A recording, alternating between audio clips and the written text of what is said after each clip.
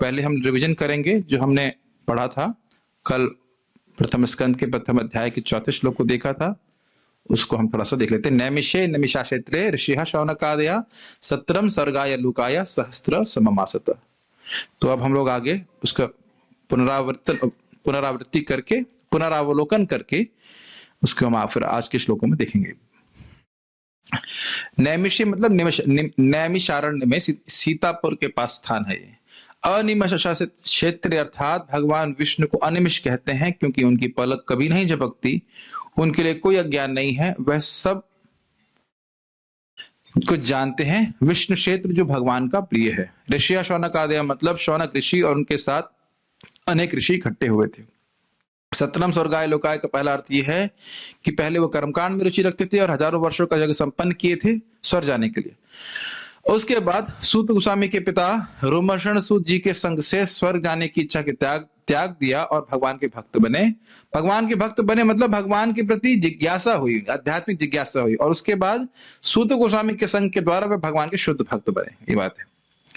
दूसरा अर्थ, जिन भगवान विष्णु की कीर्ति स्वर्ग में गाई जाती है उनके वैकुंठ लोक की प्राप्ति के लिए भजन कर रहे थे। स्वर्गाय मतलब स्व मतलब स्वर्ग, और स्वर्ग में गाई जाने वाली कीर्ति जिनकी है भगवान विष्णु है। स्वर्ग में यहाँ के किसी व्यक्ति की कीर्ति नहीं गाई जाती, अगर वो भक्त नहीं है तो। शुद्ध भक्त है तो कीर्ति गाई जाती है, लेकिन अन्यथा नहीं गाई जाती। पहले श्लोक में भगवान का ध्यान किया, दूसरे श्लोक में वर्णन किया कि भगवान को जाना जाता है भागवत में, उसको सुनने की इच्छा से भगवान हृदय में आ जाते हैं। तीसरे में उसकी मधुरता का वर्णन किया, और अब बोल इस शास्त्र को प्रारंभ कर रहे हैं व्यासदेव इस श्लोक के द्वारा। विश्वनाथ चक्रवर्ती पाद पूर्ववर्ती आचार्य श्री स्वामी का आश्रय लेकर के टीका लिख रहे हैं। यही तरीका होता है कभी भी कोई बात बोलने का। भक्त अगर कुछ महान करते हैं तो श्रेय स्वयं नहीं लेते हैं, क्योंकि वो जानते हैं गुरु वैष्णव भगवान की कृपा से सब कुछ हो रहा है, मैं केवल एक निमित्त मात्र हूं, इंस्ट्रूमेंट हूं। ओम का उच्चारण करते हुए शास्त्र का प्रारंभ कर रहे हैं। क्यों कह रहे हैं? क्योंकि ओम और अत ब्रह्मा जी के कर्ण को भेद कर प्रकट हुए थे और ये मांगलिक शब्द हैं। अत श्री महाभारत कथा ये उदाहरण दिया गया था, और ब्रह्म जिज्ञासा में भी अथा तो ब्रह्म जिज्ञासा शब्द का प्रयोग होता है। डरा रहा है। हरे कृष्णा। ठीक, क्या किया मैंने? कुछ भी नहीं किया लेकिन कैमरा उसको फोकस नहीं कर पा रहा था। ठीक, देखिए जरा सा भी हम लोग को निर्विशेषवाद पसंद नहीं है। टीचर जरा सा ब्लर हो जाए तो ना क्लास नहीं सुनेंगे, लेकिन दुनिया में लोग भगवान को पूरा ब्लर कर देते हैं, गायब कर देते हैं ना, भगवान को जीरो बना देते हैं। ठीक, कोई बात नहीं, और सही बात है। बिना ब्लर टीचर से क्या सीखेंगे? Blurring we don't want anything unclear and blur. Om का विस्तार श्रीमद् भागवतम है, ये हमने सुना था। नैमिषारण्य मतलब ब्रह्मा जी ने चक्र बनाया था, जिसकी नीमी जहां पे शीर्यते, जहां पे रुक गई या गिरी, तो उस स्थान को नैमिषार कहते हैं। और वह स्थान ब्राह्मणों की तपस्या के लिए बहुत अच्छा था। ब्राह्मण उसके पीछे चल रहे थे और उसे वो जान पाए कि कहाँ तपस्या करनी चाहिए, जहां से उनकी तपस्या का फल बहुत जल्दी प्राप्त हो जाए। बात ये सुनी थी, भगवान की कथा सुनेंगे। भगवान की कथा सभी के लिए है, जिसको भोग इच्छा है उसके लिए भी है, उसकी भोग की इच्छा भी पूर्ण हो जाएगी और सही मति प्राप्त होगी। मति में ता के आगे छोटा ई होना चाहिए। मति मतलब बुद्धि, सही बुद्धि प्राप्त हो जाएगी, जिसके द्वारा समझ में आ जाएगा कि भोग से कुछ है नहीं रखा। ऋषिगण पहले कर्मकांड में आ सकते थे, फिर आध्यात्मिक तत्वों के प्रति जिज्ञासु हुए, बाद में भक्ति चाहने लगे। यह सब कुछ उनको श्रीमद् भागवतम के श्रवण के द्वारा प्राप्त हुआ। दूसरा अर्थ नैमिषारण्य कथा षटकार वाला शाह, जहां पे भगवान वराहदेव ने असुरों को मार दिया, तो उसके बाद गौरमुख ऋषि को बोला कि जिस प्रकार यहाँ मैंने एक ही क्षण में असुरों को मार दिया, उसी प्रकार भौतिक इच्छाओं रूपी असुरों को मारने वाला स्थान होगा अगर यहाँ पे तपस्या की जाती है।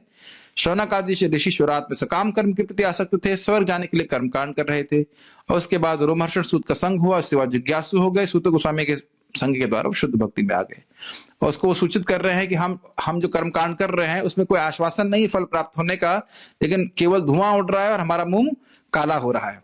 तो आप सूत गोस्वामी कृपा करके गोविंद के चरण कमलों के रस का पान हमको करा रहे हैं।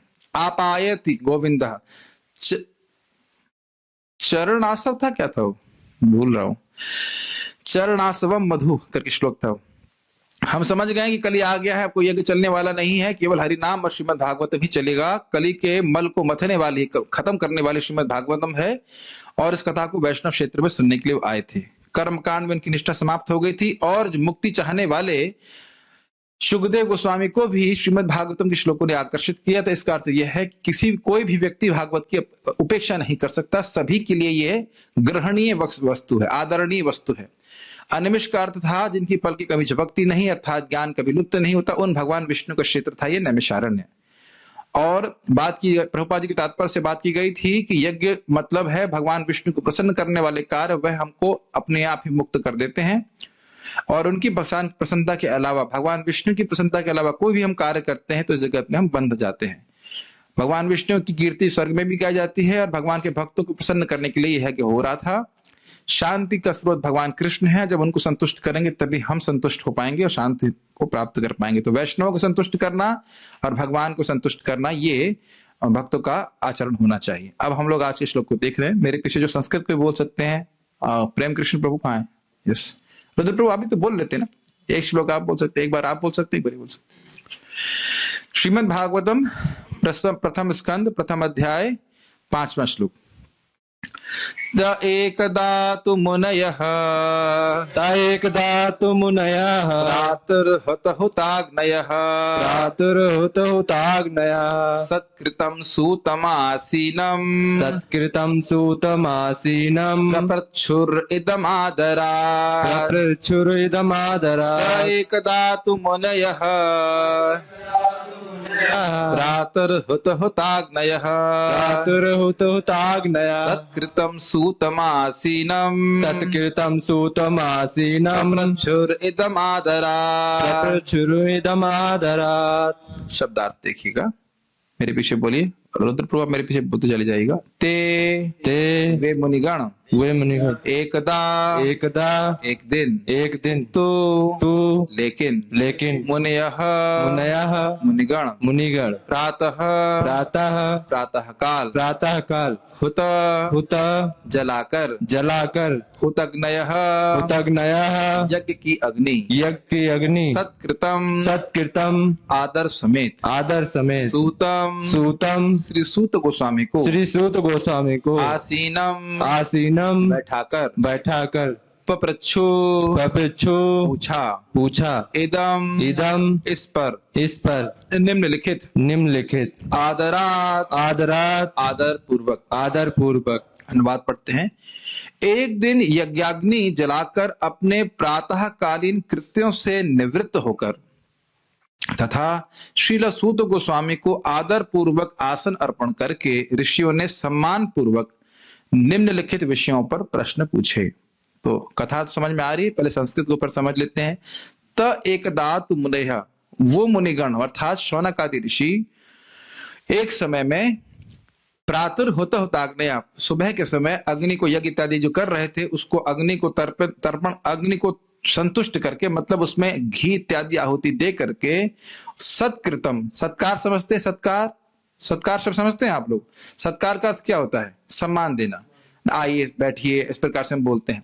तो सत्कार देते हुए किसको? सूत गोस्वामी को। आसीना मतलब उनको आसन दिया।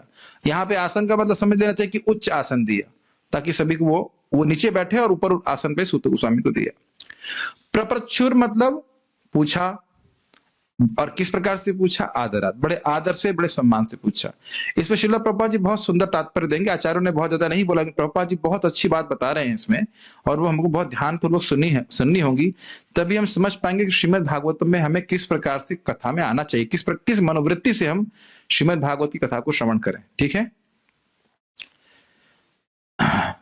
सारार्थ दर्शनी में बहुत छोटा सा बात उन्हें बोली। हुताग्नयः मुनयः का अर्थ है कि वे ऋषिगण जिन्होंने यज्ञाग्नि में आहुति दी।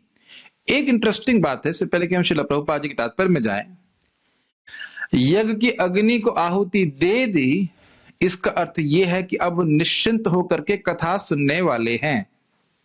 ये एक सूत्र समझना होगा। ये नहीं है कि कथा चालू हुई, अरे एक मिनट सूत गोस्वामी जी, एक मिनट रुकिए, बस मैं अभी यज्ञ करके आ रहा हूं। समझ में आ रहा है बात? हुताग्नय का अर्थ है कि अब वह सारे कार्य से निवृत्त है, वह शांति से मन लगाकर श्रीमद् भागवतम का श्रवण कर सकते हैं। समझ रहे हैं ना बात? मतलब ये बहुत इंपॉर्टेंट पॉइंट है। बड़े आदर से बैठाया सूत गोस्वामी जी को और प्रश्न कर रहे हैं, तो बड़े एकाग्र मन से प्रश्न कर रहे हैं और बड़ा जिज्ञासा है कि इस प्रश्न का उत्तर श्रील सूत गोस्वामी क्या देंगे। तो होता होतागने का अर्थ यह है कि सुबह है लेकिन अब कोई काम नहीं है और कुछ करने के लिए। श्रीमद् भागवतम में अब करने को तो जो चाहे लोग कर लें। मुझे दिक्कत है कि महाराज की बात याद आ जाती है और बोलने में कोई लोग रंज हो जाएंगे, इसलिए बोलने में जरा डर लगता है, लेकिन बोल देते। डर लग रहा है फिर भी बोलते हुए। हम खाली महाराज की बात रिपीट कर रहे हैं। अरे बहुत डर लग रहा है बोलने में, बोल देते। महाराज कह रहे थे कि देखो भागवत की कथा ऐसे ही समझ में नहीं आती, और ब्रह्मा जी ने स्त्रियों को बुद्धि और पहले से कम दी, उसमें भी फूल माला बनाती रहती, क्या समझ में आएगा। बहुत बार देखेंगे माता जी फूल माला भी बना रही हैं और कथा भी सुन रही हैं। कथा के समय और कोई कार्य नहीं होना चाहिए। बीच में किसी ने प्रश्न किया कि हम कथा के समय जप कर सकते हैं। देखिए बुरा मत मानिएगा, किसी भी साधन को कर रहे हैं उसमें निष्ठा होना बहुत जरूरी है। जप कर रहे हैं तो जप कीजिए, कीर्तन में है तो कीर्तन में संलग्न होइए। अच्छा किसी ने नहीं सुना, मैंने बहुत कठोर बात बोल दी। आवाज नहीं आ रही तो ठीक है, पॉज हो गया, पता नहीं, नेट जाल, हरी हरी, ठीक है। जैसे हमारे पार्थ प्रभु यहाँ बैठे हैं, अब मैं उनको डांट लगा रहा हूं तो नाम लेके बोल रहा हूं, जिस प्रकार से बैठे हैं ऐसे ऋषिगण बैठे थे ना, क्रिकेट देखने आए थे ना वो, तब देख रहे हैं कि अब मेरा डांटने का रहेगा कि ये सब तरीका नहीं है भागवत सुनने का। अब मैं ऐसे कर क्लास दूं कैसे लगेगा आपको? ये तरीका है भागवत करने का क्या? मतलब हम क्या कुछ मतलब गजल सुनने आए ना, क्या करने आए? कल मैं सोचा था कल नहीं डांटूंगा, लेकिन आज डांट दिया, कल की डांट आज मिल गई। ठीक है ना। अरे भाई एक बार हमने फूल माले वाली बात बोली, बार बार बोलेंगे तो फिर कोई सुनने नहीं आएगा। पॉइंट इज दैट कि देखिए श्रीमद् भागवतम ये एकाग्रता से श्रवण करने वाला शास्त्र है। हम खाली ये बोल रहे हैं, हजार तरह के काम करते हुए श्रीमद् भागवतम नहीं श्रवण कर सकते। ऑब्वियसली रिकॉर्डिंग, हम ये भी बोलते हैं खाना बनाते समय आप रिकॉर्डिंग सुननी, वो भी सब ठीक है, लेकिन वास्तविक रूप से तरीके से यही है कि आदमी बैठ करके तरीके से सुने। जो हम अपने बीए एमए किए हैं कि खाली खाना बनाते हुए सुने हैं इसको? कोई तो समय होना चाहिए हम शांति से बैठ करके भगवान के बारे में सब श्रवण कर सके और कोई काम ना करें। अब देखेंगे अभी बहुत सारी बातें जो हैं इसमें आएंगी, तो बड़े ध्यान पूर्वक सुनेंगे तब समझ में आएगी। तो आदर करना चाहिए, आदर था सुत गोस्वामी जी के प्रति और कथा के प्रति यहाँ पे ऋषिगणों का। ठीक है, okay, will go forward now. तो ये आदर सूचित हो रहा है किस शब्द से? हुत हुताग्नय, मतलब अग्नि को संतुष्ट कर चुके हैं, अब उनको और कुछ वो नहीं। ऊपर आप लोगों ने राउटर बंद किया था क्या ऊपर वाला? हाँ कर देते ना, हाँ थैंक यू। ओके, बिकॉज वहां से फिर नेट डाउन हो जाता है। तात्पर्य, बहुत सुंदर तात्पर्य श्रील प्रभुपाद जी का, हम सभी भक्तों के लिए बहुत इंपॉर्टेंट है, मेरे लिए भी, आप सभी भक्त लोग जो श्रवण कर रहे हैं। आध्यात्मिक सेवाओं के लिए दोपहर का काल सर्वश्रेष्ठ समय होता है। मेरे में तो दोपहर लिखा हुआ है, आपके प्रातः लिखा? मैं गलत बोल रहा हूँ? गलत टीका कर दी मैंने। प्रातः काल सर्वश्रेष्ठ समय होता है। और अब यही देखिए कि लोग फेल मार जाते हैं। सुबह उठना बहुत कठिन होता है, सब कर लेंगे, हजार बहाने मारेंगे कि हम सुबह नहीं उठ सकते। आज एक व्यक्ति से मिले जो 3 बजे सोते थे, हमने कहा जब 3 बजे सो रहे हो तो फिर 6 बजे सो जाओ, क्या दिक्कत है? कम से कम ब्रह्म मुहूर्त का उपयोग तो करो। जो व्यक्ति इस प्रकार से, मैंने सुना है भक्तों से, वेद में लिखा है ये बात कि जो सुबह 4 बजे उठ के स्नान करता है वो अमृत स्नान कहते हैं, समथिंग लाइक दिस। 3 बजे 4 बजे ऐसे करके है, अमृत स्नान कहा जाता है। और जो 7 बजे स्नान करता है वो खून से स्नान करता है। अच्छा प्रभु जी, अब हम इसका मतलब हम 7 बजे उठेंगे स्नान भी नहीं करेंगे? खून से स्नान तो करना बहुत खराब बात है भाई, हम तो एकदम वेजिटेरियन है ना। ना, ये बात नहीं बोली जा रही, बोला जा रहा है कि सुबह उठ के स्नान करना चाहिए। आप देख सकते हैं, मैं इस पर एम्फसाइज कर रहा हूं क्योंकि जो लोग नए लोग भी श्रवण कर रहे हैं उनके लिए भी बहुत महत्वपूर्ण है, और जो पुराने हैं उनके लिए भी बहुत महत्वपूर्ण है। एक भक्त कुछ बोल रहे थे कि जो ब्रह्म मुहूर्त का दर्शन नहीं कर सकता वो ब्रह्म का दर्शन कैसे करेगा? बड़ा अच्छा लगा था, मैं समझ रहे ना मेरी बात। और सब जानते हैं कि भगवान वही भगवान है, उनको देखने के लिए भीड़ दिन में उतना नहीं लगती जितना सुबह लगती। एक भी वक्त बोल दीजिए कि आप आधा घंटा दिन में खड़े रह पाएंगे भगवान के सामने? बहुत मुश्किल होता है। लेकिन सुबह कितनी लालसा होती है कृष्ण का दर्शन करने के लिए, सुबह है कि नहीं? आप प्रत्यक्ष देखते हो, सुबह नाम जप करते हैं कितना अच्छा लगता है। वही दोपहर में करिए तो लगेगा मैं ये हरे कृष्ण मूवमेंट में क्यों आ गया, मेरा कोई मूवमेंट ही नहीं हो रहा है इसमें, बड़ा मुश्किल हो रहा है, माला भी नहीं घूम रही। तो जो व्यक्ति, मैं पहले बोल दे रहा हूं, जो व्यक्ति कृष्ण भावना में सुखी रहना चाहता है, कम से कम अपना माला ब्रेकफास्ट के पहले तो जरूर कर ले। अच्छा अच्छा अच्छा, तो ब्रेकफास्ट तो हम दोपहर में 12 बजे कर लेंगे, उसमें क्या है। नहीं, कहने का अर्थ है कम से कम 7, 7:30 या मैक्सिमम 8 बजे तक जरूर माला कर लेना चाहिए। आप देखेंगे कि कपड़ा धुलना भी दोपहर में अच्छा नहीं लगता। आपने देखा ये बात? कपड़ा धुलना भी सुबह अच्छा लगता है, खाना बनाना सुबह अच्छा लगता है। करना में तो आपको बताइए, खाना बनाना कब ज्यादा अच्छा लगता है, सुबह दोपहर में? सुबह। आप कोई भी कार्य करेंगे, ये नेचुरल, इसीलिए हम लोग को खाना खाना भी सुबह अच्छा लगता है। आप देखेंगे दोपहर में उतना रुचि नहीं होती करने की। तो ये समझिए, अपने जीवन में, आध्यात्मिक जीवन में वो व्यक्ति हमेशा दुखी रहेगा जो सुबह उठ करके भजन नहीं कर सकता। इसलिए प्रभुपाद इस बात को बोल रहे हैं। आचार्यों के बोलने की जरूरत इसलिए नहीं थी क्योंकि लोगों को पहले से पता था। जब चक्रवर्ती पाठ टीका लिख रहे तो ये बताने की जरूरत नहीं थी कि प्रातः काल कितने बजे शुरू होता है। मेरी बात समझ में आ रही है? लोगों को पता था कि ब्रह्म मुहूर्त 4 बजे शुरू होता था और वो उठते थे। मेरे बाबा जी बताते थे कि उनके पिताजी अगर वो एक आवाज में नहीं उठते थे बचपन में तो लात मार देते थे जोर से। उस वक्त हम कहते थे, उस वक्त हमारे पिताजी हमको बहुत दुश्मन लगते थे, लेकिन आज हम बहुत उनका जो है सम्मान करते हैं कि उन्होंने हमको बहुत अच्छी आदत डाल दी। आजकल अरे हमारा लाला, हमारा बेटा 8 बजे उठ जाए, 9 बजे उठ जाए, ऐसा करके स्थिति रखते। तो इससे बच्चों का हित नहीं कर रहे हैं हम लोग, अहित कर रहे हैं। तो इसलिए समझना चाहिए कि बच्चों खुद भी जल्दी उठना चाहिए और बच्चों को बिठाना चाहिए। देखिए, मैं बहुत कठोर नहीं बोल सकता क्योंकि मैंने भी जब पहली बार देखा इस्कॉन मंदिर में 4:30 बजे मंगल आरती होती तो मेरा ब्रेन स्पिन कर गया। 4:30 बजे मतलब 3:45 बजे आदमी उठता होगा। तो मेरे लिए बहुत आश्चर्य हुआ था उस समय। हम लोग कभी पहले उतना उठे नहीं थे। लेकिन ये सब चीजें बहुत महत्वपूर्ण है और जो लोग भक्त साधना करते हैं वो समझ सकते हैं इस बात को कि सुबह उठ करके भक्ति बहुत अच्छे से होती है। आप लोग सब जानते हो, लेकिन हमारा कर्तव्य है इस बात को बोलना। सभी लोग नहीं समझते हैं, है कि नहीं?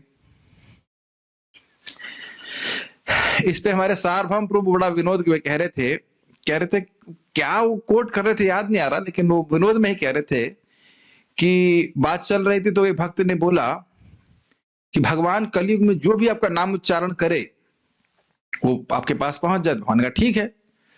तो कलयुग वहां मुस्कुरा रहा था, कह रहे मैं लेने दूंगा तब ना, नाम उच्चारण करेगा तो भगवान के पास पहुंच जाएगा, लेकिन मैं लेने ही नहीं दूंगा। कहने का अर्थ क्या है? सुबह का समय जब भगवान का नाम जब करने का समय होता है वो छोड़ दिया, अब दिन में समय कहाँ है? तब के ना एहबे आलस होई न भजे हृदय राजे। भक्ति में ठाकुर जी कहते हैं एक बार दिन चढ़ गया फिर तुम्हें आलस हो जाएगा, भजन नहीं करोगे तुम।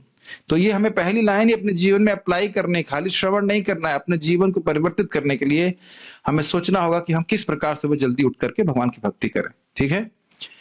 ऋषियों ने भागवत के वक्ता के लिए ससम्मान एक ऊंचा आसन अर्पित किया जिसे व्यासासन कहते हैं। तो स्पष्ट है ये आदर देने के लिए होता है। और सब एक और प्रैक्टिकल चीज है कि वक्ता सबको देख पाता है। मैंने यहाँ पे इसलिए थोड़ा ऊंचा रख लिया क्योंकि पहले हम नीचे बैठते थे तो जो लोग पीछे टाइम पास करते थे, मतलब ध्यान कहीं और जाता था उनका, तो मैं देख नहीं पाता था। अब मैं सबको देख सकता हूँ कौन क्या कर रहा है। अगर कोई एब्सेंट माइंडेड भी रहता है तो मैं देख पाता हूँ, और मेरे को भी सब लोग देख पाते हैं, तो एक रिलेशनशिप बनता है, वो आई टू आई कॉन्टैक्ट रहता है।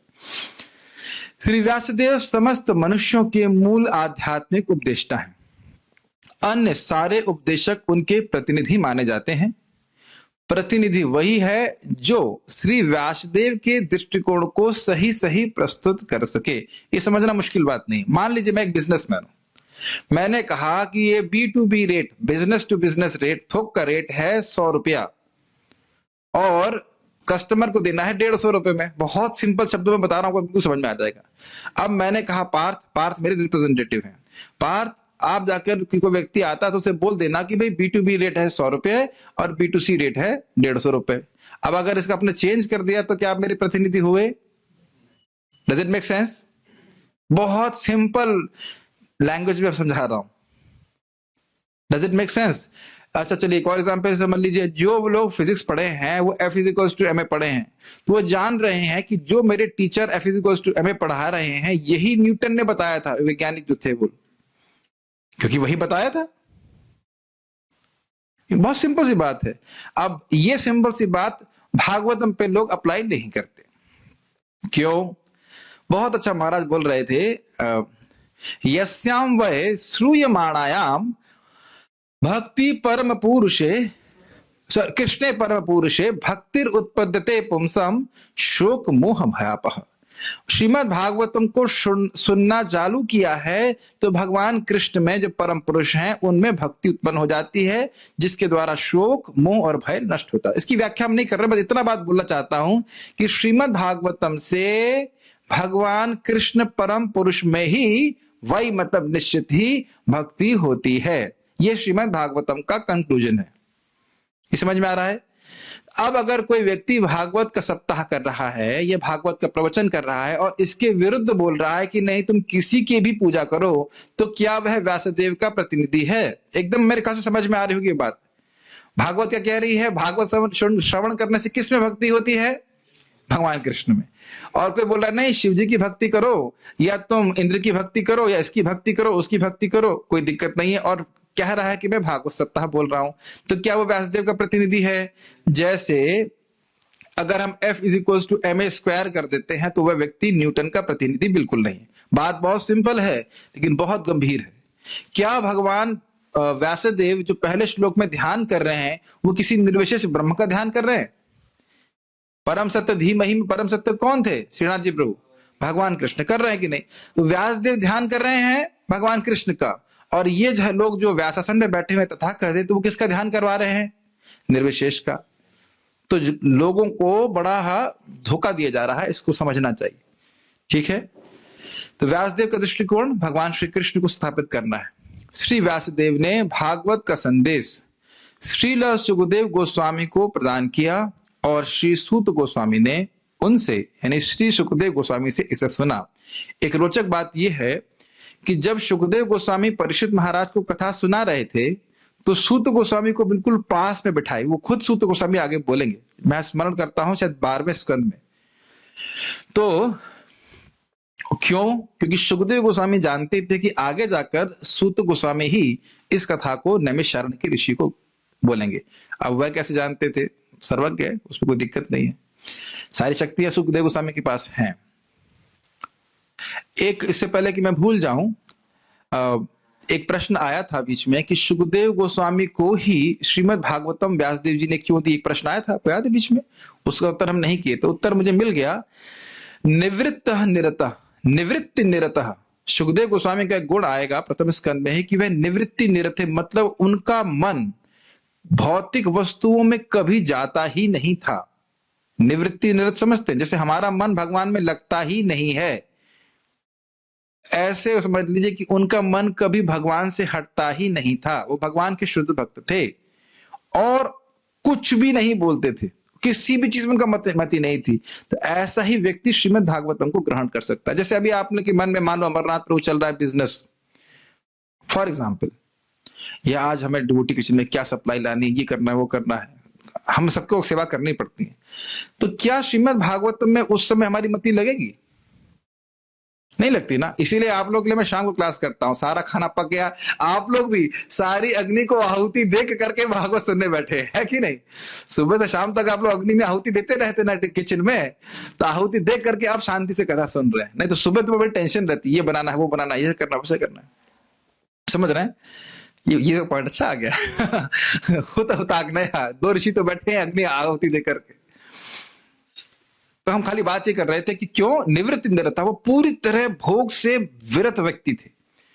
तो बड़े, और प्लस उनके बेटे थे आत्मज, उनसे बहुत प्रेम था, इसलिए हित्वा पैलादिनी, मतलब अन्य जो उनके ऋषि, उनके जो शिष्य थे उनको छोड़ करके सुखदेव गोस्वामी कह रहे हैं कि मुझे स्वयं ये शास्त्र श्रीमद् भागवतम का शास्त्र व्यासदेव जी ने दिया। तो आप समझ रहे हैं कि क्यों दिया। ठीक है, क्यों मुस्कुरा रहे हैं अमरनाथ प्रभु? क्या बात है? You feel very happy? Something else to smile? Huh? Oh, he has leg pain. So you can. Oh, अच्छा. So you can sit in a chair. It's not a problem. I keep switching when I do some yoga. I know you're old age, but old age वैसा हो जाता है। श्री व्यासदेव के देखिए ये बहुत महत्वपूर्ण है। वैसे तो थोड़ा साइड पॉइंट है, आसन का बहुत महत्व है। इवन पता जब मैं क्लास देता हूँ और टांग नीचे रख के बोलता हूँ, आई फील माई कॉन्शियसनेस और कॉन्सेंट्रेशन इज मच लेस। आपको मैं समझा नहीं सकता इस बात को, लेकिन अगर टांग नीचे, मैं सीट के नीचे टांग करके बोलता हूं तो मैं इतना अच्छे से क्लास नहीं दे पाता। आप देखेंगे परम पूज्य लोकनाथ महाराज जी को सब भक्तों को, आप वैसे बिल्कुल सीधे बैठ करके परम पूज्य राधानाथ महाराज जी को आप ऐसे तो सीधे बैठ के जब करते हुए क्लास करते हुए सुनेंगे। अभी कोई नहीं बैठ सकता वो अलग बात है, लेकिन वी कैन फील एक्चुअली, ऐसे मैंने सुना, it conserves your energy and it lifts, वो ऊपर की ओर आपकी एनर्जी भेजती है, आप फोकस कर पाते हैं। भगवान भी इस बात को बोलते हैं, शमम काया शिरो ग्रीवम धार्यम अचलन स्थिरम। अपनी पीठ इस तरह से को सीधे रख करके व्यक्ति को सुनना चाहिए। कैसे भी सुनिए, कोई दिक्कत नहीं, लेकिन वो खाली मतलब सुनना चाहिए, मतलब ध्यान कर पाता है। ठीक है, खैर आगे बढ़ते हैं। तो आप समझ पा रहे हैं कि परंपरा में प्राप्त हुआ। व्यासदेव के सारे प्रामाणिक प्रतिनिधियों को शिष्य परंपरा में गोस्वामी समझना चाहिए। मतलब वह शिष्य परंपरा में है, वह इंद्रिय तृप्ति का जीवन नहीं बताते हैं, अपितु वह इंद्रियों के स्वामी होते। ये बोल, ये गोस्वामी अपनी सारी इंद्रियों को वश में करके पूर्ववर्ती आचार्यों के पथ में दृढ़ रहते हैं। बहुत बहुत इंपॉर्टेंट पॉइंट है। अगर हम अपनी इंद्रियों को संयमित नहीं करेंगे तो हम पूर्ववर्ती आचार्यों की बात समझ ही नहीं सकेंगे। सीधी सीधी बात। आज सुबह भी हम ही चर्चा कर रहे थे मात्र स्पर्शास्तु कौन्ते वाले श्लोक में, कि जो व्यक्ति सुख और दुख में होते हुए भी, और क्या था, सुख दुख मात्र स्पर्शास्तु कौन्तेय शीतोष, हाँ, गर्मी में सर्दी में सहन करना नहीं सीखता है, वो ज्ञान के स्तर पे कैसे उठेगा बताइए। जिसकी इंद्रियां बार बार भोगों में ही पड़ी हुई है, वो कैसे भगवान को समझ पाएगा। तो इसलिए आवश्यक है कि वे अपनी इंद्रियों को संयमित करेगा, तब उसे पूर्ववर्ती बातों की, आचार्यों की बात समझ में आएगी और वह उनके पथ में दृढ़ रहेगा। क्या पथ है उनका? भगवान कृष्ण के चरण कमलों का आश्रय लेना, ये उनके चरण, ये उनका पथ है। अहम तरिष्यामि दुरंत पारम मुकुंद चरणांग्री निषेव एव। श्लोक ठीक से याद ही आ रहा है, बहुत सुंदर श्लोक था। मैंने याद करने का प्रयास किया था, बहुत स्वयं महाप्रभु उसको संन्यास मंत्र के रूप में ग्रहण किए थे। अहम तरिष्यामि दुरंत पारम मुकुंद सेवांग्री निषेव एव, ऐसे करके लास्ट लाइन उसकी बात आती। बहुत सुंदर बात है कि मैं पूर्व तरैर महद भी, जैसे पूर्व के आचार्यों ने भगवान कृष्ण के चरण कमलों का आश्रय लिया, भगवान वहां पे एक अवंती ब्राह्मण कह रहे, उसी प्रकार मैं भी भगवान कृष्ण के चरण कमलों का आश्रय लेकर इस दुरंत, यानी कि जिसको पार करना बहुत मुश्किल है, इसका अंत नहीं पाया जा सकता, उस जगत को मैं पार कर जाऊंगा। तो यह बात बोल रहे हैं, कौन दृढ़ रह सकता है? जो अपनी इंद्रिय को संयमित करता है। और इंद्रिय को संयमित करने का अर्थ क्या है? अपनी इंद्रियों को भगवान की सेवा में लगाता है। वे भागवत पर मन माने व्याख्यान नहीं देते, अपितु अपने उन पूर्ववर्ती आचार्यों का अनुगमन करते हुए अत्यंत सावधानी से सेवा करते हैं, जिन्होंने उन तक दिव्य संदेश को यथारूप पहुंचाया। समझ पा रहे हैं इस बात को? जैसा गुरुजनों से सुना, जैसा श्रवण किया, समझा, उसको यथावत जनता के सामने प्रस्तुत किया जाता है। चाइनीज विस्पर नहीं है। चाइनीज विस्पर का गेम जानते हैं, मैं इन्हें कुछ बोलूंगा, इन्हें कुछ समझ में आधा छोड़ दिया, दूसरे वाले को बताया, उसने आधा समझा को छोड़ा, तो जब तक व्यक्ति के पास पहुंचा प्रोडक्ट, वो पूरी तरह चेंज हो गया। ये सब हो जाता है क्योंकि हर व्यक्ति ठीक से समझता नहीं है जो उस उपदेश उसको दिया जा रहा है। तो उपदेश भी हम ठीक से तभी समझ पाएंगे जब हमारी चेतना शुद्ध होगी, और चेतना शब्द जब शुद्ध होगी जब हम अपनी इंद्रियों को भगवान की सेवा में लगाए रखेंगे। मैं इसे विचार कर रहा था कि जैसे IIT में कंपटीशन एग्जाम होता है, फिल्टर हो जाते हैं लोग, ऐसे ही अपने आप एक फिल्टर है, पुण्य का फिल्टर। जिनके पास पुण्य नहीं है उन्हें श्रीमद् भागवतम को श्रवण करने की इच्छा ही नहीं होगी। हम पहले सुन चुके। तो जीवन में तपस्या रहेगी, साधना होगी, तब भागवतम को व्यक्ति समझ पाएगा। और कोई बहुत बड़ी तपस्या नहीं करनी है। हरे कृष्णा कृष्णा कृष्णा हरे हरे, हरे राम राम राम हरे हरे। भगवान का नाम जप करे, सबसे अच्छी तपस्या। भगवान का प्रसाद ग्रहण करे, भक्तों का संग करे, तो फिर धीरे धीरे बातें समझ में आती। इतना तो समझ में आ रहा है कि अपने मन गणित तरीके से व्याख्यान नहीं करना चाहिए। भागवत के श्रोतागण, इसको आप आगे भी पढ़ेंगे, सूत गोस्वामी जी कहेंगे, यथाधीतम यथामति, जैसा मैंने अध्ययन किया है गुरु के चरणों में बैठ करके, और जितना मुझे समझ में आया उसको मैं आपके सामने प्रस्तुत करूंगा। भागवत के श्रोतागण वक्ता से अर्थ स्पष्ट करने के लिए प्रश्न पूछ सकते हैं, किंतु चुनौती की भावना से ऐसा नहीं करना चाहिए। प्रभुपाद क्या व्याख्या कर रहे हैं? आदरात प्रचुर इदम आदरात। इदम मतलब यह पूछा, वो अगले श्लोकों में आएगा, बड़े आदर से पूछा कि भाई ये जानते हैं, ये अच्छे भक्त हैं, ये हमको समझा पाएंगे। ये जरूर ध्यान रखिएगा कि अगर किसी का सम्मान की भावना नहीं है तो उसके प्रश्न को उत्तर देने के लिए साधु बाध्य नहीं है। समझ रहे हैं मेरी बात? इसको श्रीला प्रभुपाद जी की लीला से समझ सकते हैं। प्रभुपाद जी कहीं प्रवचन कर रहे थे विदेश में, और व्यक्ति बहुत जोर से गुस्सा होकर कुछ पूछने लगा, तो प्रभुपाद जी भी क्रोधित हो गए और उसका उत्तर नहीं दिए। तो उसने कहा नहीं मैंने प्रश्न किया है, तो प्रभुपाद ने नहीं मैं प्रश्न कर रहा हूं, ऐसे करके बहुत गुस्सा हुआ। बाकी लोग बड़े आश्चर्यचकित हुए। तो प्रभुपाद जी बाद में सब समझाए इसके द्वारा कि अगर कोई व्यक्ति चैलेंजिंग एटीट्यूड से प्रश्न कर रहा है तो साधु का कोई, समान हिंदी में कहें गरज, गरज समझते हैं, गरज नहीं है उत्तर देने के लिए। गरज समझते हैं? गरज समझते हैं हिंदी में? गरज नहीं समझते आप लोग? गरज मतलब होता है he does not need to speak, he's not obliged to give the answer. Does it make sense? तो बार बार चैतन्य चरितामृत में भी हम देखेंगे बड़ी नम्रता से प्रश्न करना चाहिए। संशय हो सकता है, कोई दिक्कत नहीं, संशय को आप प्रस्तुत कर सकते हैं कि प्रभु जी बात समझ में नहीं आई, महाराज जी बात समझ में नहीं आई।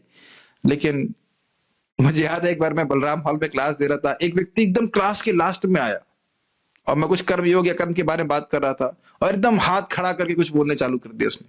आपने कर्म योग के बारे में ये बताया और ये लिखा है वो लिखा है। तो मैंने खाली इतना बोल दिया कि आपका मनोभावना ठीक नहीं है प्रश्न करने का, तो इसलिए मैं इसका उत्तर नहीं दूंगा। झगड़ा तो नहीं किया उससे, लेकिन मैं कहा आपकी तरीका नहीं बात करनी, we are not obliged to give answer. समझ रहे ना मेरी बात? ये चीजें श्रोता को चाहिए कि वक्ता तथा विषय वस्तु के लिए अत्यंत सम्मान के साथ प्रश्न पूछे। समझ में आ रहा है? उसको भागवत में श्रद्धा होनी चाहिए और वक्ता में श्रद्धा होनी चाहिए। भाई देखो, वक्ता में श्रद्धा बहुत आसानी से होती है। आप देख लीजिए कि वक्ता क्या शास्त्र के अनुसार बोल रहे हैं या इधर उधर की बात बोल रहे हैं। मैं भी भक्तों को कुछ बता रहा था, कहीं इंग्लिश का प्रवचन कहीं कर रहा था, मैंने कहा देखिए जब हम कुछ बोल रहे हैं और वही बात हम कोई जो श्रोतागण है वो शास्त्र में देखते हैं तो सहज रूप से आपकी बात पर श्रद्धा होगी। और यदि हम ऐसा कुछ अपने मनगढ़ंत तरीके से बोल दिए जो शास्त्र में नहीं मिल रहा है तो सहज रूप से आपकी बात पर श्रद्धा नहीं होगी। उसके लिए आप किसी को ब्लेम नहीं कर सकते। Make sense? अब मैं कहूं कि मैं भगवान हूं तो स्वीकारेंगे? आप कैसे भगवान है भाई? आप कैसे भगवान हो गए? कौन से शास्त्र में लिखा है? समझ रहे ना मेरी बात? ये तो स्वीकारने बात नहीं है ना। तो मैं इसके लिए तो दोष नहीं दे सकता कि आप मेरी बात पे आदर क्यों नहीं करें। अच्छा मैं कहूं कृष्ण भगवान है, मानेंगे? हाँ मानेंगे, क्योंकि भगवत गीता में लिखा है, भागवत में लिखा है। तो आदर हमारी बात का नहीं है, आदर हमारी बात का तभी है जब हम पूर्ववर्ती आचार्यों के अनुसार भगवान की बात को सामने रख रहे हैं। ये बात, does it make sense? Yes. Bhagavad Gita में भी इसी विधि का निर्देश किया गया है, उसकी व्याख्या करेंगे।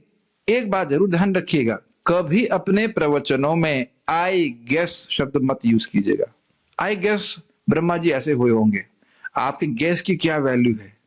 जो घटना करोड़ों अरबों साल पहले हुई उस पर आप क्या तीर मारेंगे? मेरी बात समझ रहे हैं? गेस था ना, गेस, तुक्का, तुक्का बोलते, तुक्के का तीर कहीं पहुंचेगा ही नहीं। ये बता दीजिए कि हमारे दादाजी के दादाजी का नाम क्या था? किसी को पता है यहाँ पे? विजय कृष्णा? किसी को पता नहीं। मेरे को आप सोच रहे हो क्या नाम था? It is impossible. दादाजी के दादाजी का नाम नहीं पता है और आप ब्रह्मा जी के जन्म के बारे में कुछ बोल देंगे? तुक्के का तीर। अब ये बहुत सिंपल बात बोल रहा हूं लेकिन बहुत गंभीर है। तो जो कुछ भी बात है वह शास्त्रोचित होनी चाहिए, शास्त्र के अनुसार बात होनी चाहिए। वो भी शास्त्र कौन सा? श्रीमद् भागवतम प्रमाणम, भगवत गीता, भागवत के अनुसार ही मैं कुछ बोलना है। ओके, भगवत गीता में भी इसी विधि का निर्देश किया गया है। इसको मैंने नोट के रूप में श्लोक रखा है ताकि आप लोग सब जान जाए। मेरे पीछे बोलिए या मेरे साथ में बोल सकते हैं। तद विधि प्रणिपातेना परिप्रश्नेन सेवया उपदेक्षन्ति ते ज्ञानम ज्ञानिनस्तत्त्वदर्शिनः। तो भगवान कह रहे हैं कि तद विधि, तद मतलब उस ज्ञान को, विधि जानो। कैसे जानो? प्रणिपातेना, 3 उपहार आध्यात्मिक गुरु को देने होते हैं। प्रणिपात मतलब प्रणाम करना, मतलब आदर की भावना से गुरु के पास जाना। ठीक है? कभी कभी हम देखते हैं कि इसमें भी बात थोड़ी इंपॉर्टेंट है।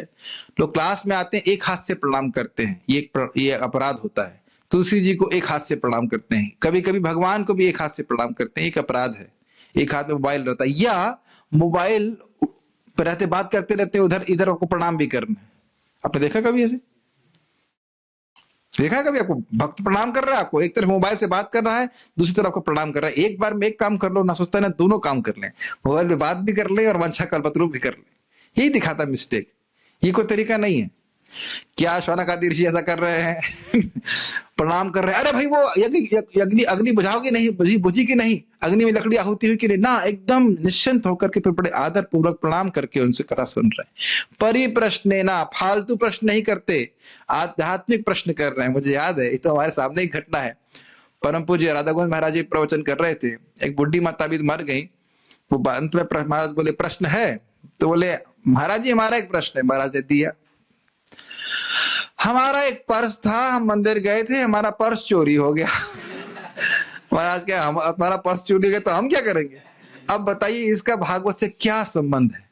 आप कहेंगे प्रभु जी आप माता जी लोगों को क्यों बोलते हो? नहीं, माता जी प्रभु जी की बात नहीं है। अभी देखो प्रभु जी को भी उदाहरण दे रहा था।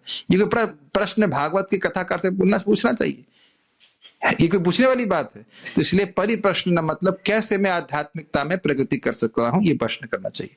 और सेवया, उनको संतुष्ट करने के लिए सेवा करनी चाहिए। जैसा भी वो गुरु कहते हैं, जिससे वो संतुष्ट हो वो करना चाहिए। देखिए इसमें से 3 में से एक भी आउट हुआ ना, ज्ञान प्राप्त नहीं होगा।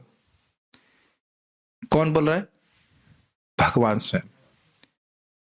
उपदेक्षन्ति ते ज्ञानम ज्ञानिनस् तत्वदर्शिना, फिर तुमको वो ज्ञान का उपदेश देंगे, क्योंकि वह तत्वदर्शी हैं, भगवान के तत्व को जानने वाले हैं, भगवान के सत्य को जानने वाले हैं। अगर हमने प्रणिपात किया और ये प्रश्न कर दिया कि हमारा पर्स कहाँ खो गया है, तो भी नहीं चलेगा। प्रश्न कर रहे हैं लेकिन आदर की भावना नहीं है, तो भी नहीं होगा। और प्रश्न कर रहे हैं, प्रणिपात भी कर रहे हैं, लेकिन कहें कि भाई हरे कृष्णा भजन करो, जप करो, प्रसाद खाओ, तो वो कुछ नहीं करेगा, तो भी कोई फायदा खास होने वाला नहीं है। डाइजेस्ट नहीं कर पाएंगे जो ज्ञान देंगे। समझ रहे हैं? अगर सेवा की भावना नहीं है तो ऐसे मान के चलिए कि मैं कहूं कि भाई मुझे दूध दे दीजिए, करना में प्रभु आप थोड़ा जूस दे दीजिए, तो करना में हाँ प्रभु जी जूस ले लीजिए, नहीं मेरी पॉकेट में दे दीजिए। क्या पॉकेट में जूस दिया जा सकता है? क्यों कार्तिक प्रभु? संभव नहीं है ना। उसी प्रकार से ये 3 उपहार आध्यात्मिक गुरु को देने होते हैं, तब जाकर के व्यक्ति को ज्ञान प्राप्त हो सकता है। ठीक है, उस पर काफी कुछ बोल सकते हैं, लेकिन इतना ही बोल करके हम आगे बढ़ेंगे। समझ में आ रहा होगा बात। तुम गुरु के पास जाकर सत्य को जानने का प्रयास करो, उनसे विनीत होकर जिज्ञासा करो और उनकी सेवा करो। स्वरूप सिद्ध व्यक्ति तुम्हें ज्ञान प्रदान कर सकते हैं, क्योंकि उन्होंने सत्य का दर्शन किया है, सत्य को समझते हैं।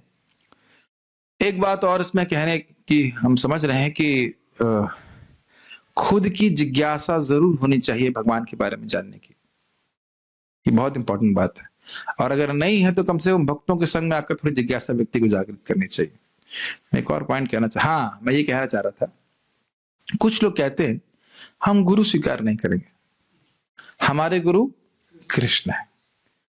तो भाई ठीक है, आपके गुरु यदि कृष्ण हैं तो गुरु जी की बात माननी चाहिए कि नहीं माननी चाहिए? श्रीनाथ जी प्रभु, गुरु जी का मतलब ही क्या है? गुरु जी का मतलब है कि गुरु की बात माननी चाहिए। तो कृष्ण जो हमारे गुरु हैं, आपके गुरु हैं, जो व्यक्ति के गुरु हैं, वो क्या कह रहे हैं गुरु जी? तद विधि प्रणिपाते ना परिप्रश्न सेवया, तुम गुरु के पास जाकर के उनसे विनीत भाव से जिज्ञासा करो। तो हम इस बात को नहीं मानते, तो फिर आप कृष्ण को भी गुरु नहीं मानते। तो गुरु कृष्ण नहीं है, फिर गुरु हमारा मन है, जो कि बहुत सालों से अनादिकाल से हमारा गुरु रहा ही है। तो हम टीचर चेंज नहीं करना चाहते। अच्छी ट्यूशन देता है वो, है कि नहीं? नरक जाने के लिए अच्छी ट्यूशन पढ़ाता है कि कभी किसी भी जीवन में नरक ना जाए, नरक मिस ना हो, इसकी ट्यूशन अच्छी देता है कि नहीं मन? तो ये स्थिति है। हमारा टीचर बहुत अच्छा है। इस संबंध में महाराज जी बात बता रहे थे कि कोई शिष्य था, अच्छा शिष्य नहीं रहा होगा, और गुरु ने कुछ बोला तो क्रोधित हो गया और बोला गुरु है तो कपाल पे चढ़ेंगे। तो महाराज बोले अरे गुरु हैं इसीलिए तो कपाल पे चढ़ रहा है, तुम्हारे सर पे चढ़ करके बोले कि ये करो ये मत करो। लेकिन कुछ लोग समझ नहीं पाते। मनुष्य को उपयुक्त स्रोतों से विनय पूर्वक श्रवण करके दिव्य विषय सीखना चाहिए। इसलिए इन मुनियों ने वक्ता सूत गोस्वामी को अत्यंत सम्मान पूर्वक संबोधित किया। तो समझ में आ रहा है, जो विधि भगवत गीता में बताई गई है उसी प्रकार से शौनक आदि ऋषि ने सूत गोस्वामी जी से पूछा भी। ये एक बड़ी रोचक बात है। शौनक आदि ऋषि कई कई ऋषियों की परंपरा के वो आचार्य थे, लीडर थे, और सूत गोस्वामी उनसे उम्र में कम थे, फिर भी सूत गोस्वामी जी से वह प्रश्न कर रहे हैं। ये भी बड़ी अद्भुत आश्चर्यजनक बात है। ये उनकी नम्रता प्रदर्शित करती है। बाल प्रबोधिनी गोस्वामी गिरधर लाल कृत, गोस्वामी गिरधर लाल जी को प्रभुपाद जी 5वें स्कंद के प्रथम अध्याय में कोट करते हैं। तो ये प्रमाणिक आचार्य हैं, इन्होंने कुछ शब्दों का अर्थ बताया है, वो बड़ा रोचक है, उसको मैंने यहाँ पे रखा है। बाल प्रबोधिनी मतलब जो बालकों को भी प्रबोधित करे। हे बालकाः, आप सब बालक हैं या बड़े हो गए हैं? तो बालकों से बड़े हो गए हैं, तो बालकों को बच्चों के लिए लिखी गई है, बच्चों वाली चीज आपके सामने प्रस्तुत कर रहे हैं, तो आप तो समझ ही लोगे, is it not? Yes, this is my kid zone. ये मेरा किड जोन है, बच्चों के लिए लिख रहे हैं। वाकई बहुत सरल, बहुत सरस टीका है, और वह श्रीधर स्वामी की टीका को ही और थोड़ा एक्सपैंड करके बताते हैं और शब्दों के अर्थ को बहुत सुंदर तरीके से समझाते हैं। तो उसको देखते हैं। जिनको पहले शौनक आदि कहा गया था, उनके द्वारा ही सूत गोस्वामी से आदर पूर्वक पूछा गया। तू शब्द अवधारणा के लिए है, उन्होंने ही पूछा, किसी अन्य ने नहीं। यह अर्थ है, समझ में आ रहा है? एकदा तू मुनयः, मुनयः शब्द आया था कि एक, अगर श्लोक को देखें तो उसमें लिखा है त एकदा तू मुनयः, एक दिन उन मुनियों ने प्रश्न पूछा। तो कोई सोच सकता है कि कोई और मुनि होंगे जो सूत गोस्वामी से प्रश्न किए। समझ रहे हैं? हम लोगों ने कल वाले श्लोक में क्या सुना था? नैमिषे निमिषा क्षेत्रे ऋषिया शौनक आदया सत्रम स्वर्गाय लोकाय सहस्त्र सममासतः, शौनक आदि ऋषियों ने यज्ञ किया। अब यहां कह रहे हैं कि इस श्लोक में आया त एकदा तू मुनयः, तू शब्द अवधारणा के लिए, अवधारणा मतलब निश्चितता को सूचित करने के लिए, कि यह ना सोचिए कि कोई और मुनि सूत गोस्वामी से पूछे, वही मुनि जो सत्र करने के लिए बैठे हुए थे, उन्होंने ही सूत गोस्वामी से पूछा। ये अर्थ है। तो तू शब्द का यह महत्व है। समझ रहे हैं? तू का मतलब, तू मतलब अवधारणा, तू का मतलब लेकिन भी होता है, तू का मतलब बट होता है, लेकिन यहां तू का अर्थ कह रहे हैं, तू का अर्थ है अवधारणा। अवधारणा मैं कई बार बोलूंगा, इसलिए इसको धारणा कर लीजिए। अवधारणा का मतलब होता है निश्चितता, सर्टेनली, सर्टेनिटी के लिए बोल रहे हैं तू शब्द यहाँ पे, कि निश्चित रूप से समझो कि वही शौनक आदि ऋषि जो 1000 साल के लिए यज्ञ कर रहे थे, उन्होंने ही प्रश्न सूत गोस्वामी से कहा। देखिए, मैं फिर से रिपीट कर रहा हूं, भागवतार्थ आस्वादन, भागवत के शब्दों के अर्थ का आस्वादन। कल एक भक्त प्रश्न कर रहे थे कि ये सब क्यों पढ़ रहे हैं, तो फिर मैंने उनको दिखाया, चैतन्य महाप्रभु 61 अर्थ किए हैं आत्मराम श्लोक के, हम तो उतना नहीं कर रहे ना, फिर तो कोई आएगा ही नहीं क्लास में। फिर उनके मन में आया, प्रभु जी तो जीवन भर में हम कर ही नहीं पाएंगे पूरा। तो मैंने उनको बताया, प्रभुपाद जी कहते हैं कि एक श्लोक पे आप 1 महीना मनन कर सकते हो, उसके हिसाब से 18,000 गुणा 30 डेज, नहीं, एक श्लोक यानी कि इस साल में 12 श्लोक, तो डिवाइड करिए कितना होगा। 18,000 को अगर 12 से डिवाइड करेंगे तो 1500 आता है क्या? हाँ, 1500 आएगा। तो भक्त बोल रहे हैं 1500 आएगा, तो 1500 साल लगेंगे। हाय राम, 1500 साल लगेंगे, तो क्या दिक्कत है? हिरण्यकश्यप भी बोल रहा था कि जब तक मैं अमर नहीं हो जाऊंगा तब तक मैं तपस्या करता रहूंगा, क्योंकि आत्मा तो मरती नहीं है, उसको भी पता था। मेरी बात पता नहीं आप समझ पाए कि नहीं समझ पाए। भाई, पूरी भागवत कर पाए ना कर पाए, जितना ग्रहण कर रहे हैं उसको आस्वादन करने का प्रयास कीजिए। तू समझ में आ रहा है? ठीक है। एकदा अर्थात कथोचित काल में प्रश्न किया, मतलब अग्नि जला खत्म, मतलब आहुति दे दी है, अब उनके पास खूब टाइम है कथा सुनने के लिए, तो अब वो कथा श्रवण करने के लिए उपस्थित हुए हैं। फिर काल विशेष को प्रदर्शित करते हुए कह रहे हैं कि प्रातः हुताग्न्या, मतलब सुबह के समय। आपने महसूस किया होगा कि सुबह के समय अगर हम निश्चित भाव से भागवत कथा सुनते हैं तो ज्यादा मन लगता है, अगर नींद नहीं आ रही है तो। सुबह भी बहुत अच्छा, वैसे दोनों ही समय अच्छा लगता है, सुबह के समय बहुत अच्छा लगता है और इस समय बहुत अच्छा लगता है। और ये इसलिए अच्छा पता नहीं क्या कारण है, लेकिन मेनली हम भागवत में तो देखते हैं, प्रातः सायं गृणन भक्त्या दुख ग्रामा विमुच्यते, सुबह और शाम श्रवण करता है तो इस भागवत कथा को, तो वे दुखों के समूह से मुक्त हो जाता है। मुख्य बात यह है कि शाम को हम निवृत्त रहते हैं, समझ रहे ना, सारे कार्य निपट गए प्राय, अब आराम से हम भगवान निश्चित होकर के भगवान के बारे में श्रवण कर सकते हैं। दोपहर में तो रजोगुण ही रहता है, ये करना है, वो करना है, ऐसा है वैसा, मन नहीं लगता। तो कभी भक्त मुझे दोपहर में बुलाते हैं क्लास करने के लिए, कुछ भक्त बुला रहे थे, मैं आऊंगा ही नहीं दोपहर में। आऊंगा अगर शाम को क्लास रखते हो तो मैं आऊंगा, नहीं तो मैं देने नहीं आऊंगा दोपहर में। ठीक है, मेरे को बिल्कुल मन नहीं करता ना कीर्तन करने का ना क्लास देने का, दोपहर में बिल्कुल रुचि नहीं होती। ठीक है, प्रातः काल में अग्नि में घी आदि द्रव्य की आहुति करके, तो स्पष्ट है। इससे नित्य नैमित्तिक अनुष्ठान पूर्ण करने के बाद काल प्रदर्शित होता है। नित्य मतलब जो रोज करने होते हैं यज्ञ इत्यादि, और नैमित्तिक मतलब जो कभी साल में एक बार करने होते हैं, जैसे श्राद्ध है। तो कहने का अर्थ है कि जो भी उनके अनुष्ठान करने थे वह पूर्ण कर लिए, अब निश्चिंत है कथा श्रवण करने के लिए। अब बड़ा इंटरेस्टिंग है, बहुत रोचक है। यह उग्र श्रवा था सूत गोस्वामी जी का नाम।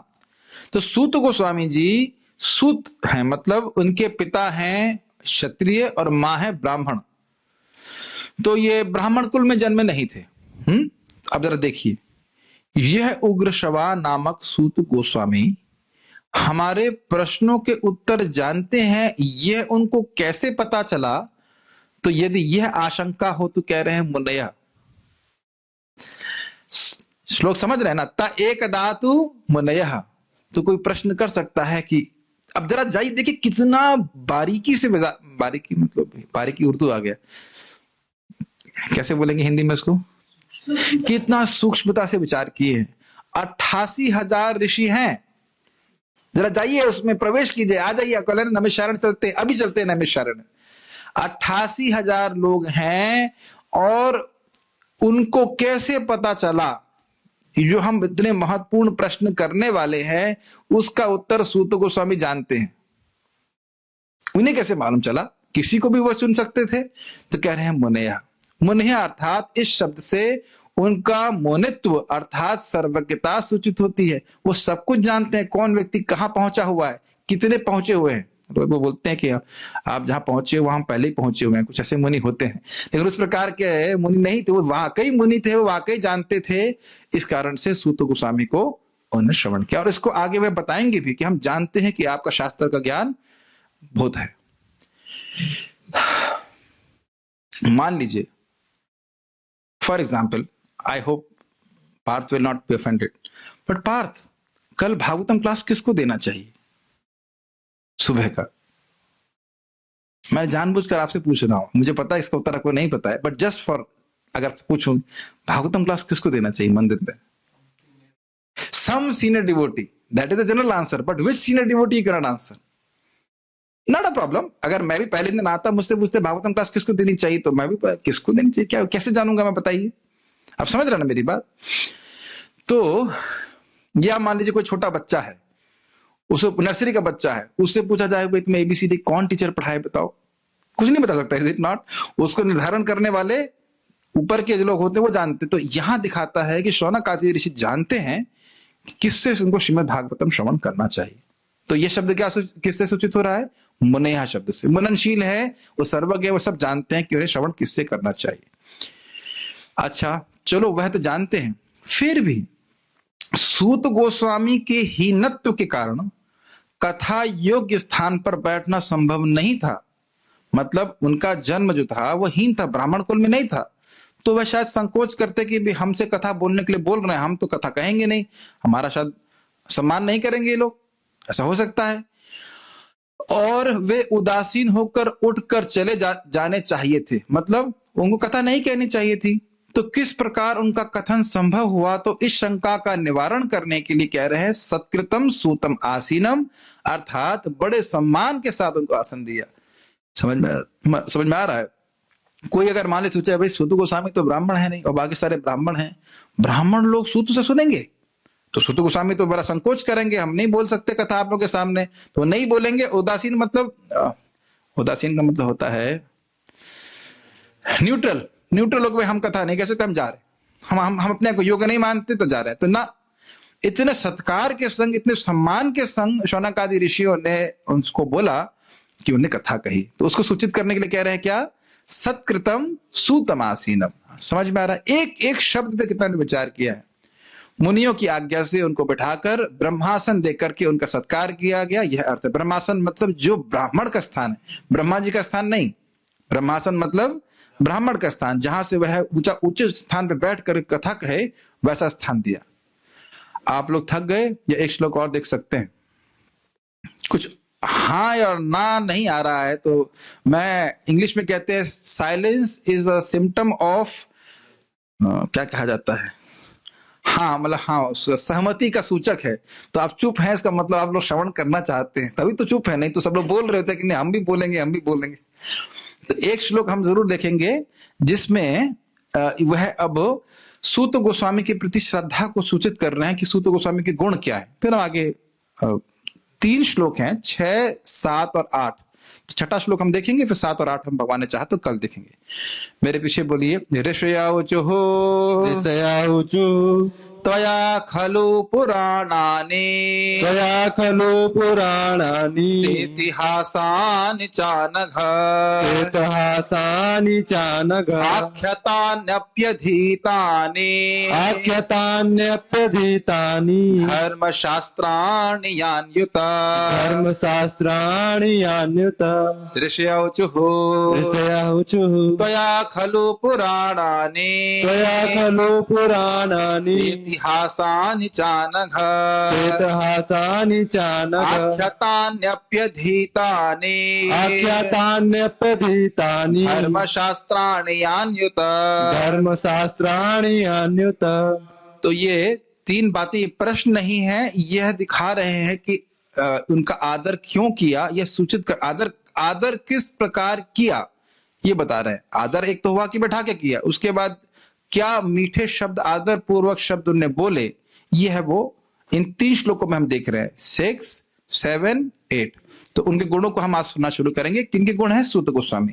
त्वया मतलब आपके द्वारा, ऋषया उचु मतलब ऋषियों ने कहा, त्वया खलु पुराणानि आपके द्वारा, खलु मतलब निश्चित रूप से, पुराणानि मतलब सारे पुराण, स इतिहासानी मतलब इतिहास का मतलब हो गया जो घटना बीती हो चुकी, इति मतलब ये, और हास मतलब जिसको जो घटना बीत चुकी है, कपोल कल्पना नहीं। इतिहास मतलब महाभारत। च अनघ, अनघ मतलब अघ मतलब पाप, और अनघ मतलब पाप रहित, आपका जीवन पाप रहित रहा है और आपने निश्चित ही सारे पुराणों को और इतिहासों को पढ़ा है।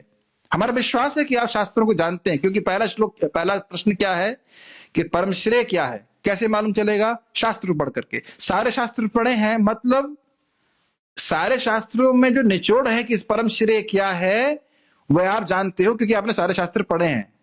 समझ रहे हैं? उसके बाद वही पूछेंगे सारे शास्त्रों का सार क्या है, तो सारे शास्त्र पढ़े हैं तभी तो सार निकाल पा रहे हैं। समझ में आ रहा है? इसलिए बहुत गंभीर होकर के वो गुणगान कर रहे हैं।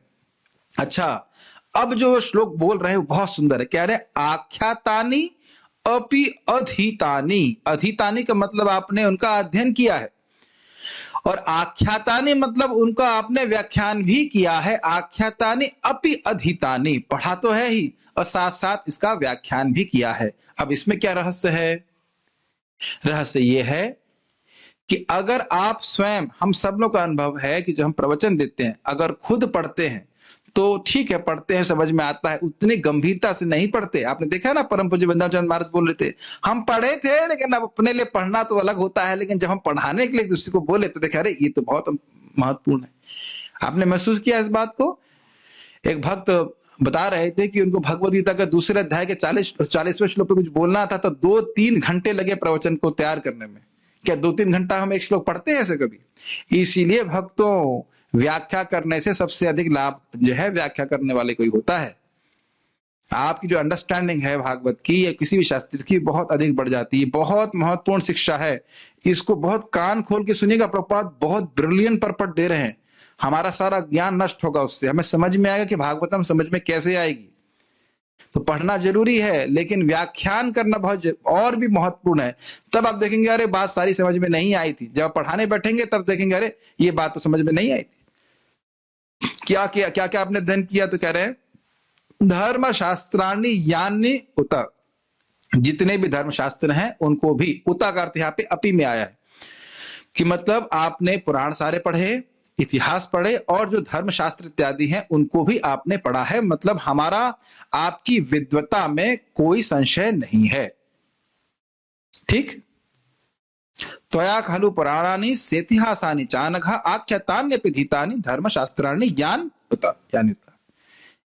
उता। मैं थोड़ा सा शब्दार्थ छोड़ दे रहा हूं, आप लोग उसको पढ़ सकते हैं दोबारा से, क्योंकि हमारे पास थोड़ा समय कम है। अनुवाद। मुनियों ने कहा, हे पूज्य सूत गोस्वामी, आप समस्त प्रकार के पापों से पूर्ण रूप से मुक्त हैं। ये बहुत महत्वपूर्ण बात है। बीड़ी फूकने वाला व्यक्ति भागवत में नहीं बोल सकता है। Make sense? इस प्रभुपाद इस बात को बहुत ज्यादा एम्फसाइज करेंगे। आप धार्मिक जीवन के लिए विख्यात समस्त शास्त्रों एवं पुराणों के साथ साथ इतिहासों में निपुण हैं, क्योंकि आपने समुचित निर्देशन में उन्हें पढ़ा है और उनकी व्याख्या भी की है। आख्यातानि अपिधीतानि। ये लिंक का फोटो क्यों बनाया गया है? ये चेन से क्या मतलब है?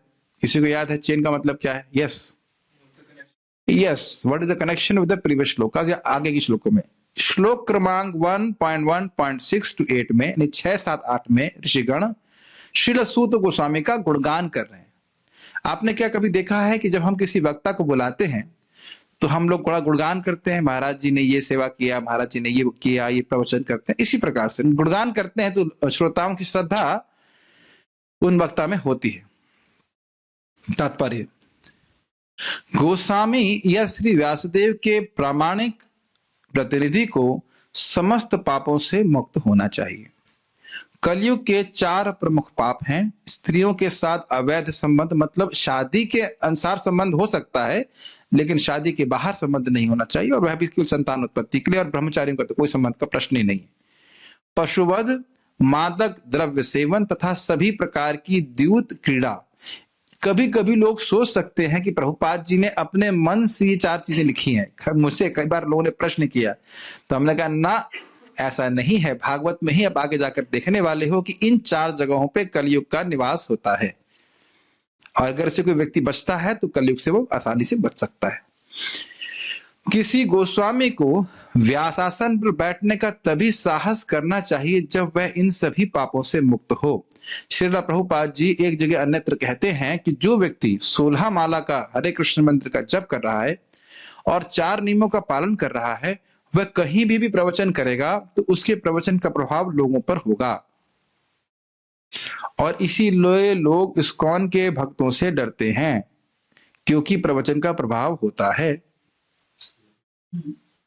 डरते हैं कि नहीं डरते? ऐसे हो सकता हो कृष्ण की पूजा कर रहा हो, मतलब वंशावली से कोई दिक्कत नहीं है, लेकिन भक्तों का संग करने लग गया तो उनको बहुत घबराहट होने लगती है, क्योंकि भक्त लोग नियम पालन करते हैं। मैं पहले भी बात बता ही चुका हूं कि एक कथा बोलने वाले गए थे, उनका गला सूख रहा था, से मेरा भी गला सूख रहा है थोड़ा, तो मैं पानी पीऊंगा, है कि नहीं? ये नहीं कि बीड़ी पीऊंगा जाकर के। अरे प्रभु जी क्या हो रहा है? धुआं कैसे आ रहा है आपके रूम से? नहीं, धूप जला रखी है हमने। ना, अगर होती जला रखी ना। हमारे ब्रह्मचारी बता रहे थे, क्योंकि गांव में कोई पंडित जी आए तो यज्ञ कर रहे हैं, उससे पहले नाक बह रही है उनकी, तो उनके पिताजी बोले पहले नाक साफ करके आओ फिर यज्ञ करो। ऐसा नहीं कि वो पान चबा रहा है, नाक बह रही, गंदा संदा उसका तो यज्ञ कर रहा है, ऐसे यज्ञ से कोई फायदा नहीं होगा। ठीक है, समझ रहे हैं? पापाचरण से व्यक्ति को मुक्त होना चाहिए। जो उपर्युक्त पापों से रहित ना हो और जो आचरण से निष्कलंक ना हो, उसे व्यासासन पर ना बैठाया जाए। तो इसलिए व्यक्ति को प्रचार, बहुत अच्छा भारत बता रहे थे कि भाई देखो, नर्सरी में बच्चा पढ़ने वाला आता है तो नर्सरी के बच्चे को पढ़ने के लिए खास योग्यता की जरूरत नहीं होती, लेकिन टीचर जो पढ़ा रहा है उसकी बहुत योग्यता की जरूरत है। तो भागवतम को जो बोलने वाला व्यक्ति है, ऐसा नहीं कि छोटे बच्चा कोई हो, छोटा बच्चा मतलब कोई जानता भी नहीं हो, जैसे आजकल चल रहा है कि डायरी बना लेते हैं, भागवत नहीं पढ़ते हो। उनकी परंपरा होती, डायरी परंपरा, कौन से श्लोक याद करने हैं, कैसे कैसे गाना है, मुरली के पीछे तान कैसे चलेगी, वह बोल करके वह कथा पार कर देते। सत्य बात है। मुझे कोई भक्त बता रहे थे कि मेरे प्रवचन को एक कथाकार सुने और उन्हें समझ में नहीं आया। जो व्यक्ति भागवत की कथा कर रहा है उसको एक सिंपल से डिवोटी के प्रवचन समझ में नहीं आ रहे थे भागवत में, क्योंकि भागवत पढ़ने का उद्देश्य ही नहीं है। उद्देश्य तो यही है कि पैसे कैसे कमाया जाए। तो इस प्रकार से आचरण करने वाले को इसे भागवत सुनने से कोई भी लाभ नहीं है। थोड़ा सा लाभ होगा ना, कोई भी लाभ नहीं है। जैसे ये मेरे वचन नहीं है, सनातन गोस्वामी पाद के हैं। दूध बहुत बढ़िया वस्तु है कि नहीं, लेकिन अगर उसमें सर्प का दंश लग जाए तो वह बिल्कुल घातक हो जाता है। तो भागवत सुनने से होनी चाहिए विरक्ति, लेकिन लोग हो जाते हैं और अधिक आसक्त। तो ये तो जहर हुआ ना। लोग विरक्त होते हुए तो नहीं दिख रहे हैं ना। तो इसलिए, लेकिन जब हम भक्तों के संग में आकर सुन रहे हैं तो विरक्ति का अनुभव जगत से करते हैं। तो समझना चाहिए कि किससे हम पढ़ रहे हैं भागवतम। उसे न केवल इन सभी पापों से मुक्त होना चाहिए, अपितु समस्त शास्त्रों में या वेदों में पारंगत होना चाहिए। पुराण भी वेदों के ही अंग हैं एवं महाभारत या रामायण जैसे इतिहास भी वेदों के ही अंग हैं। आचार्य अथवा गोस्वामी को इन ग्रंथों से पूर्ण रूप से अवगत होना चाहिए। अब आप कहोगे प्रभु जी क्या आपको रामायण पता है? नहीं। क्या आपने महाभारत पढ़ी? नहीं। तो फिर आप व्यास आसन पे कैसे बैठ गए? हम लोग केवल श्रील प्रभुपाद जी की परंपरा का अनुगत कर रहे हैं।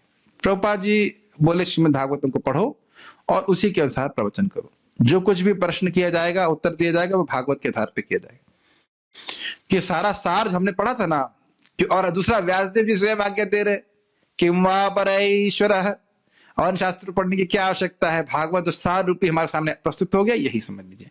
आपने गीता में भी श्रवण किया था ना 15वें अध्याय में, यस्तम वेद सवेदवित् 15.1-3 में हम लोग चर्चा किए थे कि जो समझ रहा है ये जगत जो है ये वृक्ष के रूप में है और इस वृक्ष को काटना है निरासक्ति से, वैराग्य से, और भगवान की भक्ति करके मुझे भगवान के धाम जाना है, ऐसा व्यक्ति वेद के प्रयोजन को जानता है। तो ये जान लिया तो उसे वेद पढ़ने की जरूरत नहीं है। जो भक्ति कर रहा है उसे वेद पढ़ने की जरूरत नहीं है।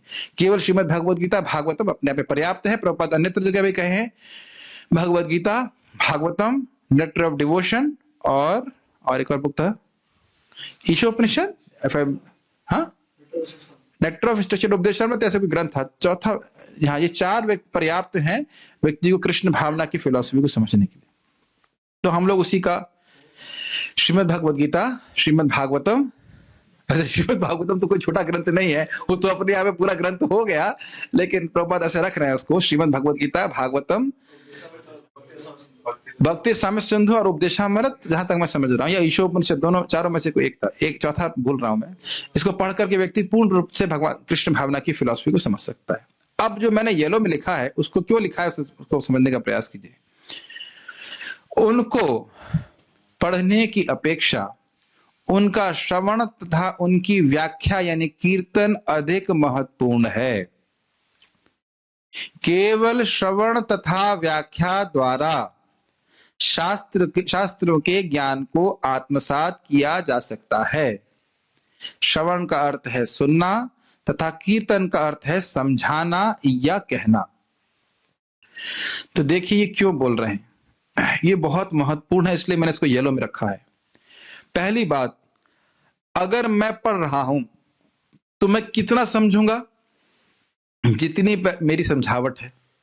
और मेरे टीचर से सुनूंगा तो उसका खुद का भजन है उसके पीछे, समझ रहे हैं? तो उस भजन से उसकी चेतना शुद्ध हुई है, तो उस चेतना से वह भगवान को अधिक समझता है, भागवत को अधिक समझता है। तो जब वह अपनी चेतना से समझाएगा तो हमको अधिक समझ में आएगा। पहली बात तो ये समझिए, ठीक। दूसरा, हमारे टीचर की ज्ञान देने की इच्छा है और हमारी ज्ञान लेने की इच्छा होनी चाहिए, प्राप्त करने की। तब ये दोनों चीजें मिलती हैं तो ज्ञान ट्रांसफर होता है। एक पॉइंट। और दूसरा 2 पॉइंट हुए ना। तीसरा पॉइंट, किताब हम बंद कर सकते हैं। मेरे को तो मैं जब बंद होऊंगा तभी बंद होऊंगा। Is it not? आप प्रवचन में सो जरूर सकते हैं, लेकिन मैं तो नहीं सोऊंगा। सो जाऊंगा मैं तो तभी सोऊंगा जब प्रवचन खत्म करके जाके अपने बेड पे सोएंगे, जब जो भी श्रवण करेंगे। किताब के संग ये दिक्कत है कि किताब परफेक्ट है, लेकिन किताब के संग दिक्कत ये है कि थोड़ा मन लगा नहीं, बंद किया, बस सो गए। करते हैं कि नहीं करते हम लोग ऐसा? शायद सोने के लिए ही पढ़ते हैं। कुछ लोगों को नींद नहीं आती तो मैं बोलता हूँ भाई थोड़ा गीता पढ़ लो, तो कुछ नहीं सोगे तो पंडित जी बन जाओगे, और नहीं तो नींद आ जाएगी, कम से कम नींद की गोली नहीं खानी पड़ेगी, है कि नहीं? कितने लोगों को ऐसा अनुभव है कि पुस्तक लेते ही समाधि लगने लगता है, 1 2 3 4 5। लेकिन आप देख सकते हैं कि 1 घंटा बैठकर भागवतम पढ़ना इस समानता होता नहीं है। दूसरा, चौथा पॉइंट ये है कि यदि मैं मान लीजिए टीचर भी पढ़ रहा है, केवल जब वो अपने लिए पढ़ता है तो उतनी गंभीरता से नहीं पढ़ता। ये हर बार मैं देखा हूं, हर बार मैं देखा हूं। जब भी हम पढ़ाते हैं पता नहीं क्या होता है, वो हमेशा जब पढ़ाते हैं तो लगता है अरे नहीं ये पॉइंट कुछ नया निकल के। आज भी मैं जब मात्रा स्पर्शास्तु कौन्तेय श्लोक देख रहा था, फिर उसमें मुझे कुछ नया पॉइंट समझ में आया, फिर हमेशा कुछ नया पॉइंट समझ में आया। ये अद्भुत ग्रंथ है, अद्भुत ग्रंथ है। तो सभी भक्तों को मैं निवेदन करूंगा कि आजकल कितनी सुविधा है, सोचना चाहिए कि अपनी भाषा में कम से कम एक लेक्चर तो जीवन में दीजिए। अमरनाथ प्रभु क्या बोलते हैं, स्पीक को क्या बोलते हैं आप लोग तेलुगु में? नहीं, बोलने को क्या कहते हैं? चप्पड़ेंदी, चपंडी, लेक्चर चपंडी, गीता लेक्चर चपंडी, चपंडी। यस, इतना हमें हीन नहीं होना चाहिए कि जीवन में हम कभी इतना भी नहीं बता सके कि कृष्ण भगवान है। और ऐसा नहीं है कि हम प्रवचन नहीं करते, हर आदमी कुछ ना कुछ प्रवचन करता रहता है किसी न किसी विषय पे, है ना? आपकी कौन सी मातृभाषा है? बंगाली। आज तक मैं कितने भक्तों के चरण में गिर गिर करके बोल रहा हूं कि भाई गीता के ट्यूटोरियल्स बनाओ टेलीग्राम पे बंगाली के, कोई नहीं बना रहा। हमारे कम से कम हमारे यादवपति प्रभु उड़िया में तो बना ही रहे। इससे कितना लाभ होता है भक्तों को। अगर ये ट्यूटोरियल्स भागवतम के पहले होते तो मुझे कितना लाभ होता। ये अभी भी आचार्यों की टीका को कोई बनाया तो है नहीं, अब मुझे बना दिया, मतलब बना दिया तो मेरे लिए कितना आसान होती है। जहां फंस रहे होते फटाफट सीख लिए होते। तो खैर एक बहुत इंपॉर्टेंट बात है कि जब हम पढ़ाते हैं तो हम स्वयं बहुत गंभीरता से पढ़ते हैं। ये मेरा लोभ है इस ट्यूटोरियल को पढ़ाने का। ये पढ़ाते पढ़ाते थोड़ा थोड़ा करते करते एक एक श्लोक पे अच्छे से विचार करके मैं स्वयं इसको अच्छे से सीख सकूं। बाकी भक्त लोग सीखेंगे तो अच्छी बात है, ठीक है। इस संबंध में सच्चिदानंद महाराज समझा रहे थे कि anything you discuss goes one level deeper in your heart, in your consciousness. जिस चीज का भी आप चर्चा करते हैं, डिस्कशन करते हैं, किसी वस्तु का, वह आपके हृदय में, हमारे हृदय में और गहरी चली जाती है। तो ये करना चाहिए। हमने पहले भी बताया था सखा सखी सिस्टम, भक्त लोग आपस में चर्चा कर सकते हैं। जो आपने भागवत श्रवण किया उसकी चर्चा कर सकते हैं। कई बार आपने देखा होगा कि मैं अनंत कृष्ण प्रभु से बाथरूम में खड़े खड़े पूछने लगता हूं, अरे वो प्रभु जी वहां क्या बात थी, वहां ब्रह्म का मतलब क्या था? आपने अगर देखा हो तो कई बार हम लोग इस प्रकार से चर्चा करते हैं। नॉट ये रहता है, उत्सुकता होती है भक्तों की। और इस पे बहुत सुंदर भक्त ने बताया, बहुत सुंदर उदाहरण, अद्भुत उदाहरण था। वो कह रहे थे कि भक्त कैसे होते हैं, भौरों की तरह। भौरे समझते? भौरा, भौरे कहां जाते हैं? फूलों के पास। आवाज नहीं आ रही? आ गई? अब ऐसे हाथ खड़ा करेंगे तो मुझे आवाज आती रहेगी, ठीक है। तो हम खाली बात कर रहे थे, बहुत बहुत ही सुंदर उदाहरण दिया, बहुत ध्यानपूर्वक सुनिए। कह रहे हैं भक्त कैसे होते हैं, भौरों की तरह। भौरे कहां जाते हैं? फूलों पे। तो एक ही फूल पे सारे भौरे तो जाते नहीं हैं, तो भौरे अलग अलग फूल पे जाते हैं और फिर जो आपस में मिलते हैं हूं करते हैं। हूं का मतलब क्या है? वहां बहुत अच्छा फूल है, वहां बहुत अच्छा रस है, तुम भी वहां जाकर रस प्राप्त करो। मैं एकदम खुश हो गया था। मुकुंद दत्त प्रभु शिला प्रभुपाद जी के शिष्य बोले। ऐसे ही भक्त लोग, मालूम मैं भागवत पढ़ रहा हूँ, पार्थ गीता पढ़ रहे हैं, रुद्र प्रभु चैतन्य चरितामृत पढ़ रहे हैं, कन्ना मित्र उज्ज्वल नीलमणि पढ़ रहे हैं, जस्ट कुछ भी पढ़ रहे हैं। तो अगर आपने कुछ बहुत सुंदर पढ़ा कृष्ण के बारे में और उसको आप भक्तों से शेयर करते हैं तो वह रस जो आपने प्राप्त किया वह भक्त को भी प्राप्त होता है। मेरा बहुत मन कर रहा है, मैं थोड़ा सा शेयर करना चाहूंगा, थोड़ा सा डिफ्लेक्ट करेंगे फिर वापस आ जाएंगे। आप लोगों ने शायद सुना नहीं किया, गोपाल चंपू में जीव गोस्वामी वर्णन करते हैं कि कृष्ण जब गिरिराज जी को उठाए तो उठाए कैसे। गिरिराज जी की जो पूछड़ी का लोटा है दक्षिण भाग में है ना, वहां से एक गुफा है, महाराज जी समझा रहे थे, और उस गुफा के नीचे कृष्ण जाते हैं। कृष्ण जाकर नीचे अपने उंगली से उसको उठा लेते हैं। इससे पहले वो उठाने जा रहे थे, ग्वाल वालों ने कहा अरे भाई बड़ा मुश्किल काम, तुम उठा नहीं पाओगे। तो कृष्ण फिर एक पेड़ के पास जाते हैं और पेड़ को मोड़ के दिखाते हैं बिना तोड़े हुए। देखो मैं देख रहा हूं कितना शक्तिशाली हूं, ऐसे करके। और जब कृष्ण उसको उठा लेते हैं तो बहुत छोटे छोटे ग्वाल बाल जो कपड़े भी नहीं पहनते हैं, एकदम छोटे, उनके खाली जो आपने देखा होगा करधनी सी होती, क्या कहते हैं करधनी, कमर के पास, वो अपने डंडी से सहारा लगाने के लिए सोचते हैं। वो इतने छोटे होते हैं कि उनकी डंडी भी गिरिराज जी को स्पर्श नहीं कर रही है, लेकिन सब लगे हैं उसको। इस प्रकार से सारा उत्सव चल रहा है। और जब महाराज सुना रहे थे मुझे इतना सुख मिल रहा था, बहुत अच्छा। विचार कीजिए, और सब लोग कृष्ण को देख रहे हैं, श्रीमती राधा रानी भी कृष्ण को देख रहे हैं। तो जब कृष्ण श्रीमती राधा रानी को देखते हैं तो उनको कंपन होने लगता है राधा रानी को, और श्रीमती राधा रानी जब कृष्ण को देखती हैं तो कृष्ण कंपायित, उनका हाथ जो है मतलब कांपने लगता है। तो सब जो है गिरिराज जो है हिलने लगता है जोर से, तो सब लोग घबरा जाते हैं। तो एक गोपी कहते हैं श्रीमती राधा रानी अभी कृष्ण की तरफ मत देखिए, अभी बहुत कठिन कार्य करे उधर को मतलब तो मत देखिए। इस प्रकार से आप देखिए कि भले ही वह पास टाइम वहां पे लिखा हुआ है, अच्छी बात है, लेकिन उस शास्त्र का जब हम श्रवण डिस्कशन करते हैं तो वो और रसमय हो जाता है। समझ रहे हैं ना मेरी बात? उसको और हम हृदय में सुख रूप में अनुभूत कर पाते हैं। ठीक है, और इसी को भगवान ने पुष्ट किया है, बोला है कथ्यंतश्च माम नित्य तुष्यन्ति च रमन्ति च। ये नहीं कि हमने कुछ लीला पढ़ ली, एकदम अंदर ले लिया उस लीला को और हम किसी को बोलेंगे नहीं ना। जितना वो लीला का वो मतलब आस्वादन मतलब वो बोलता है कोई भक्त, उतना ही उसको भी सुख मिलता है और श्रवण करने वालों को भी सुख मिलता है। नित्यम विष्णु जनप्रिया, सुखदेव गोस्वामी सभी भक्तों के प्रिय हो गए इस श्रीमद् भागवतम को बोल करके। सभी भक्तों को बहुत सुख प्राप्त हुआ था, समझ रहे? इसलिए बहुत इंपॉर्टेंट है। इसलिए जो कोई कहे कि भाई हम तो पढ़ रहे हैं भागवत, हम पढ़ते हैं भागवत, लेकिन क्या इतनी गंभीरता से इतने ध्यानपूर्वक एक एक शब्द विचार करके हम पढ़ते हैं? नहीं पढ़ते। तो आपके ऊपर है, जो जैसे करना चाहे कर सकता है। श्रवण का अर्थ है सुनना तथा कीर्तन का अर्थ है समझाना या कहना। तो जो कीर्तनिया सदा हरि शब्द है वह केवल हरे कृष्ण मंत्र के लिए ही नहीं है, हरे कृष्ण मंत्र के लिए तो है ही, साथ साथ श्रीमद् भागवतम और भगवत गीता को बोलना भी कीर्तन कहा जाता है। ये प्रभुपाद जी अपने तात्पर्य में भी समझाते हैं और यहाँ पे भी आप प्रवचन में समझाते हैं और तात्पर्य में भी आप देख रहे हो। कीर्तन मतलब बोलना, भगवान के नाम रूप गुण ललित आदि का वर्णन करना, ये सब कीर्तन कहलाता है। श्रवण तथा कीर्तन ये दोनों विधियां प्रगतिशील आध्यात्मिक जीवन के लिए अति आवश्यक हैं। अति आवश्यक मतलब समझ रहे हैं, इसके बिना काम चलने वाला बिल्कुल नहीं है। बिना श्रवण कीर्तन के भक्ति में स्थैर्य नहीं हो सकता, भक्ति में प्रगति नहीं होती। श्रवण कीर्तन जले करय सिंचन, ये भक्ति की लथा श्रवण कीर्तन के द्वारा ही सिंचित होती है, आगे बढ़ती है, उसके ही जाकर के प्रेम रूपा भक्ति में परिणत हो जाती है। तो बिना श्रवण कीर्तन के हमारा जीवन वैसे ही सूख जाएगा जैसे हम लंच और ब्रेकफास्ट डिनर ना करें तो। एक दिन रात में नहीं खाएंगे तो दिक्कत होती है कि नहीं होती? ये बात है। जिन लोगों ने उपयुक्त स्रोत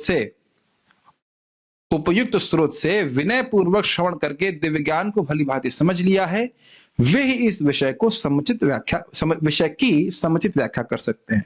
तो बड़ा स्पष्ट है, जो ने विनय पूर्वक पूर्ववर्ती आचार्य से समझा है वही उसकी व्याख्या कर सकता है। प्रकांड पंडित चाहे कितना भी हो, अपने मनगढ़ंत तरीके से भागवत में उसका प्रवेश बिल्कुल नहीं। बाल प्रबोधिनी आदर के साथ श्रील सूत गोस्वामी के सर्व शास्त्र ज्ञानातिशय को 3 श्लोकों से प्रदर्शित कर रहे हैं। बहुत लंबा शब्द हुआ, इसका अर्थ यह है कि सभी शास्त्रों के ज्ञान में वो अतिशय थे, कोई बहुत ज्यादा उनको ज्ञान था। इसको 3 श्लोकों से सूचित कर रहे हैं।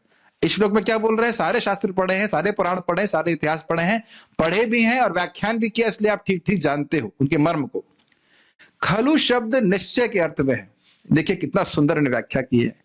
हम आपकी केवल स्तुति मात्र ही नहीं कर रहे हैं, किंतु निश्चित ही कह रहे हैं। यह इस खलु शब्द से सूचित हो रहा है। मतलब ऐसा नहीं बोल रहे हैं कि बोल दिया अरे भैया आपसे बड़ा भक्त कौन है, बोलते हैं इस प्रकार से लोग। कभी कभी लोग कुछ प्रशंसा कर देते हैं but they don't mean it, समझते इसका मतलब, और बोल देंगे आप तो बहुत अच्छे आदमी हैं, ये हैं, आप तो बहुत ज्ञान है, पंडित जी हैं, ये वो, लेकिन उनको कोई विश्वास नहीं होता आपके ऊपर। होता है कि नहीं ऐसा? तो यहां पे वो क्या कह रहे हैं, खलु शब्द ये दिखा रहा है कि ना, ऋषियों का पूर्ण विश्वास था कि निश्चित रूप से सूत गोस्वामी सारे शास्त्रों को पढ़े हैं, उनका व्याख्यान किए हैं, उनके मर्म को, उनके सार को वो जानते हैं। ये खलु शब्द का मतलब महत्व है। ठीक है, इतिहास अर्थात महाभारत आदि सहित पुराण आदि थोड़ा मिस्टेक हो गया, इतिहास अर्थात महाभारत आदि सहित सारे पुराण, सही लिखा हुआ, इतिहास अर्थात महाभारत आदि सहित पुराण आदि, मतलब महाभारत और अन्य पुराण, इतिहास और पुराण और अन्य पुराण जितने सभी। उता शब्द अपि अर्थ में आया है, मतलब धर्म शास्त्राणी यानी उता, यानी कि धर्म शास्त्रों को भी आपने पढ़ा है। इतिहास को पढ़ा, पुराण को पढ़ा है और धर्म शास्त्रों को भी पढ़ा है। ठीक है, सभी का सार आप जानते हो। जितने भी मानवों के धर्म शास्त्र हैं उन सबका आपने अध्ययन किया है और व्याख्या भी की, तो स्पष्ट है। अब आपका जाति प्रयुक्त दोष नहीं है, इसको सूचित करने के लिए संबोधित कर रहे हैं कि हे अनघ अर्थात पाप रहित। मान लो सूत गोस्वामी कहे भाई मैं तो ब्राह्मण परिवार से नहीं हूं, मैं तो सूत हूं, मैं कैसे कथा कहूं? तो कहते हैं ना, हे अनघ, आप पाप रहित हैं, आप में कोई दोष नहीं है। नोट दिया गया है यहाँ पे, सूत अर्थात क्षत्रिय पिता और ब्राह्मण माता से उत्पन्न संतान। इससे जहां तक मुझे स्मरण आ रहा है, प्रतिलोम विवाह या प्रतिलोम संतान कहते हैं। अनुलोम और प्रतिलोम, अनुलोम में होता है ब्राह्मण पिता और क्षत्रिय माता, प्रतिलोम इज ब्राह्मण माता और क्षत्रिय पिता। बट मैं अपनी स्मृति से बोल रहा हूं, इसको ऐसे यथावत नहीं ले सकते, प्रभुपाद आगे कहीं बताएंगे तो उसको आप कर सकते हैं, उसको वहां पे पुष्ट कर सकते हैं। कोई प्रश्न है किसी वक्त का तो ले सकते हैं। ओके,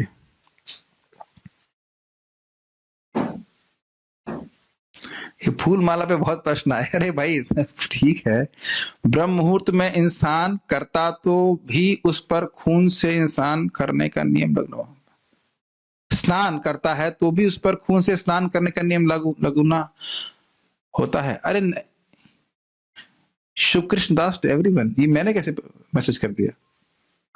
आपने किया मेरे नाम से? Hit like. हरे कृष्ण गुरु जी, हम सच्चे गुरु को कैसे पहचान सकते हैं? सिंपल सी बात है, सच्चे गुरु कभी भी भगवत गीता, बहुत अच्छा प्रश्न है, इसको बहुत ध्यानपूर्वक सुनिए। सच्चे गुरु को कैसे समझाएं, क्या टेस्ट है? 3 प्रश्न कीजिए, सब लोग नोट कर लीजिए, इनको नहीं पता है तो। भगवान कौन है? नहीं, गलत बोल गया।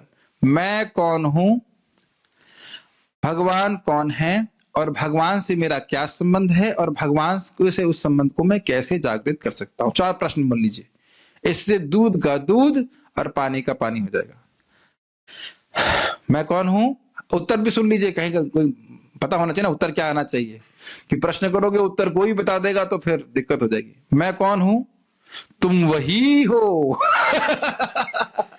ऐसा फ्रॉड गुरु बोलते, तुम वही हो, वही मतलब वही, अच्छा वही मतलब भगवान नहीं, हम आत्मा है। भगवान कौन है, तुम भगवान हो, नहीं, ये भी गलत उत्तर है। भगवान श्री कृष्ण है, भगवान विष्णु है। क्या हम आज भगवान नहीं है तो आगे जाके भगवान बन सकते हैं? नहीं, तुम भगवान के नित्य दास हो, मतलब मुक्त होने के बाद भी तुम भगवान के ही सेवक रहोगे। अभी भी सेवक हो लेकिन बद्धावस्था में हो, और मुक्त होने के बाद मनोज प्रभु आप क्या बनेंगे? सेवक ही रहेंगे। बनेंगे क्या? सेवक ही रहेंगे। और हम इस भगवान से अपने शाश्वत संबंध को कैसे जागृत कर सकते हैं? हरे कृष्णा कृष्णा कृष्णा हरे हरे, हरे राम राम राम हरे। भगवान की भक्ति करके। तो ये प्रश्नोत्तर आप कर सकते हैं गुरुजी से। अगर गुरुजी इसका उत्तर ठीक नहीं दे रहे हैं तो उनको कुछ बोलने की जरूरत नहीं है, उनसे कनेक्शन काट लेना चाहिए। एक बार मैं ट्रेन में जा रहा था और कोई बात हो रही थी, तो व्यक्ति से मैंने पूछता ही रहता हूँ, मैं कोसता रहता हूँ लोगों को कि आप जानते हो आप कौन हो? हाँ, हम आत्मा है। अच्छा, भगवान कौन है? भगवान कौन है? भगवान कौन है? उस पर उत्तर नहीं दे पाया। तो कहाँ जा रहे हैं? गुरुजी से मिलने। दीक्षा हो गई? हाँ दीक्षा हो गई। मैं गुरुजी बताए नहीं इसका मतलब, इस बार जाके पूछना। दीक्षा भी हो गई और गुरुजी ने यह भी नहीं बताया कि भगवान कौन है। अन्यथा कुछ गुरुजी तो ऐसे बोलते हैं, दर्शक कितने लोग ओम नमः शिवाय चाहते हैं? हाथ खड़ा करो। हाथ, हाँ ओम नमः शिवाय चाहते हैं। अरे अमरनाथ ठीक है, ओम नमः शिवाय, तुम्हारी दीक्षा ओम नमः शिवाय। कितने लोग ओम नमो भगवते वासुदेव चाहते हैं? हाथ खड़ा करो। दे लो। तो ऐसे लग रहा है जैसे सब्जी मार्केट चल रही है, आलू है, भिंडी है, टमाटर है, जो चाहे ले जाओ, कोई व्याख्या नहीं कि भगवान कौन है। समझ रहे? तो ऐसे गुरु नितांत धोखेबाज, झूठे, और जो कठोर शब्द यूज कर सकते हैं आपकी डायरी में हो, सब उन पे अप्लाई कर सकते हैं। ठीक है, उन्हें नहीं पता। और जीवन का परम लक्ष्य क्या है? भगवान कृष्ण के चरणों में प्रेम की प्राप्ति करना। तो वो नहीं बता पा रहा है तो उसका मतलब वो गुरु नहीं है, फ्रॉड है। ठीक है, गिरधर लाल जी गौड़िया वैष्णव थे? नहीं, लेकिन वो वल्लभाचार्य संप्रदाय में है, वो प्रमाणिक वैष्णव है। अष्टाचार्य की टीका जो प्रभुपाद जी रेफर करते हैं उसमें से वह भी है। इस मुकम करोति वाचालम, अ पार्ट ऑफ मंगलाचरण। मुकलम करोति वाचालम हमने श्रीधर स्वामी जी की टीका में पढ़ा था, अगर आपको याद हो तो। वो अपने मंगलाचरण बोलते हैं, लेकिन हम लोग यहाँ पे जो प्रभुपाद जी ने मंगलाचरण दिया उसमें वो नहीं बोल रहे हैं। ठीक है। दीक्षा इस्कॉन में ये सब प्रश्न मत करिए। इस्कॉन में दीक्षा कौन दे सकता है? मैं दे सकता हूँ। ये सब प्रश्न मत करो। ये कोई प्रश्न है भागवत में? दीक्षा कौन दे सकता है? जो इस्कॉन के भक्त लोग जो सीनियर वैष्णव का आचरण देखते हैं कि सालों साल वो भक्ति ठीक से की है, उनको दीक्षा गुरु की वो क्या कहते हैं सेवा देते हैं, वो कर लेते हैं। ये सब प्रश्न भी मत करिए। अभी आप शिक्षा के बारे में समझिए, भागवत के बारे में समझिए। ठीक है, ओके। क्षमा कीजिएगा, मैं थोड़ा अच्छे प्रश्न करूंगा तो बोलूंगा अच्छा है, अच्छे प्रश्न नहीं करूंगा तो अच्छा नहीं है। ठीक है, प्रश्न कर सकते हैं। और कोई प्रश्न है यहाँ पे? Yes, you can ask on the mic. Mic दीजिए प्रभु जी को। So the first was there are three things. Mic पे बोलिए। पहला था कि 3 चीजें होनी चाहिए जब हम भागवत कर रहे हैं। एक इररिलेवेंट नहीं होना चाहिए, दूसरा चैलेंजिंग नहीं होना चाहिए, तीसरा क्या था? प्रणिपात, परिप्रश्न और सेवा।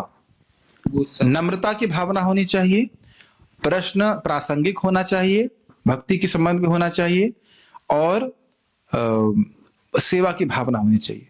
मान लो गुरुजी कहे पानी लाओ, पानी क्यों लेके आऊं?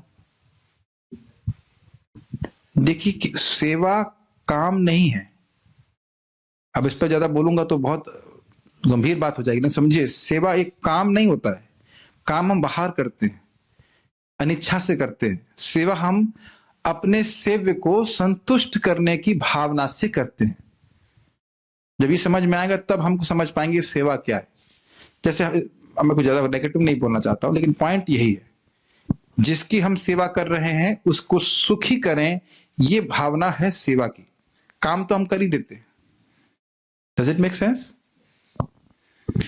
ये बात बहुत महत्वपूर्ण है। हाँ जी, एंड आप ये यूज बहुत ये माइक पे word- बोल सकते हैं तो। आप ये वर्ड बहुत यूज कर चुके हैं, लेकिन टीका का इंग्लिश में क्या है? टीका का मतलब कमेंट्री।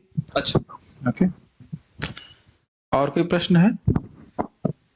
ये आपने कहा था कि बार बार ये बताया जा रहा है कि ये जो ऋषियां हैं वो वही हैं जिन्होंने पहले हजारों सालों के लिए Yes. वो यज्ञ करे। तो ये महत्वपूर्ण बात क्यों है? महत्वपूर्ण बात है कि कोई ऐसा नहीं है कि वह यज्ञ कर रहे थे और यज्ञ हो रहा था और ये प्रवचन कर रहे हैं, कोई और प्रश्न कर रहा है। अरे भाई, हमारा अनुभव है। हमको एक व्यक्ति कीर्तन में बुलाए मंदिर में, घर पे बीकानेर में ऐसा हुआ। वो चाय पी रहे हैं अपना और हम लोग कीर्तन कर रहे हैं। फिर अब पता नहीं हर्बल टी पी रहे थे, क्या पी रहे थे पता नहीं। तो साधुओं को बुलाए कीर्तन करने के लिए। भाई कीर्तन में बैठो, क्लास में बैठो, तो उनका भावना नहीं है तो सब आते ही बोलने के लिए, प्रवचन करने के लिए। हमने बोला भाई यहाँ पैसे लेने के लिए नहीं आए हम यहाँ। तो समझ रहे हैं? तो जिसने साधुओं को बुलाया, अगर हम बोले जिसने साधुओं को मंदिर में घर में बुलाया, वही प्रश्न किया कि मैं जीवन को कैसे सफल कर सकता हूं। अगर आप समझें इस बात को, ऐसा नहीं है। देखिए, अब आपने ये प्रश्न किया तो बात और खुल के क्लियर हो रही है कि नहीं? यही प्रश्नोत्तर का फायदा होता है कि ऐसा नहीं कि शौनक आदि ऋषि यज्ञ ही कर रहे हैं, कोई और मुनि जाकर के प्रश्न कर रहे हैं ना, उन्होंने ही यज्ञ बंद करके प्रश्न किए। Thank you, it's nice question. आप ज्वाइन क्यों नहीं कर लेते? लेकिन आज आपकी सेवा रहेगी प्रश्न करना, अच्छे प्रश्न करना। नहीं प्रभु जी, बस मैं केवल 10 दिन के लिए आया था। Yes yes yes. मुझे भगवता आस्वादन का अर्थ। भागवतार्थ आस्वादन, जैसे देखिए अभी आपने एक प्रश्न किया मुनि शब्द पे, तो उस मुनि शब्द के अर्थ का आस्वादन कर रहे हैं ना हम लोग, कि वही मुनि हैं जो सर्वज्ञ हैं और सब जानते हैं कि कौन बोलने वाला है। तो इन शब्दों के अर्थ का हम आस्वादन कर रहे हैं। तो भागवत के शब्दों के अर्थ का आस्वादन, ये 5 अंगों की भक्ति होती है। इसमें एक बहुत प्रबल भक्ति है, इसको ही हम लोग कर रहे हैं। केवल भागवत श्रवण नहीं है, भागवतार्थ आस्वादन, भागवत के शब्दों के अर्थ का आस्वादन करना। आस्वादन means testing the meaning of the words of Shrimad Bhagavatam. Okay, और कोई प्रश्न? जल्दी पूछिए, भक्त लोग पारायण करने के लिए वेट कर रहे हैं। Yes, Yeah, in the verses that we're learning,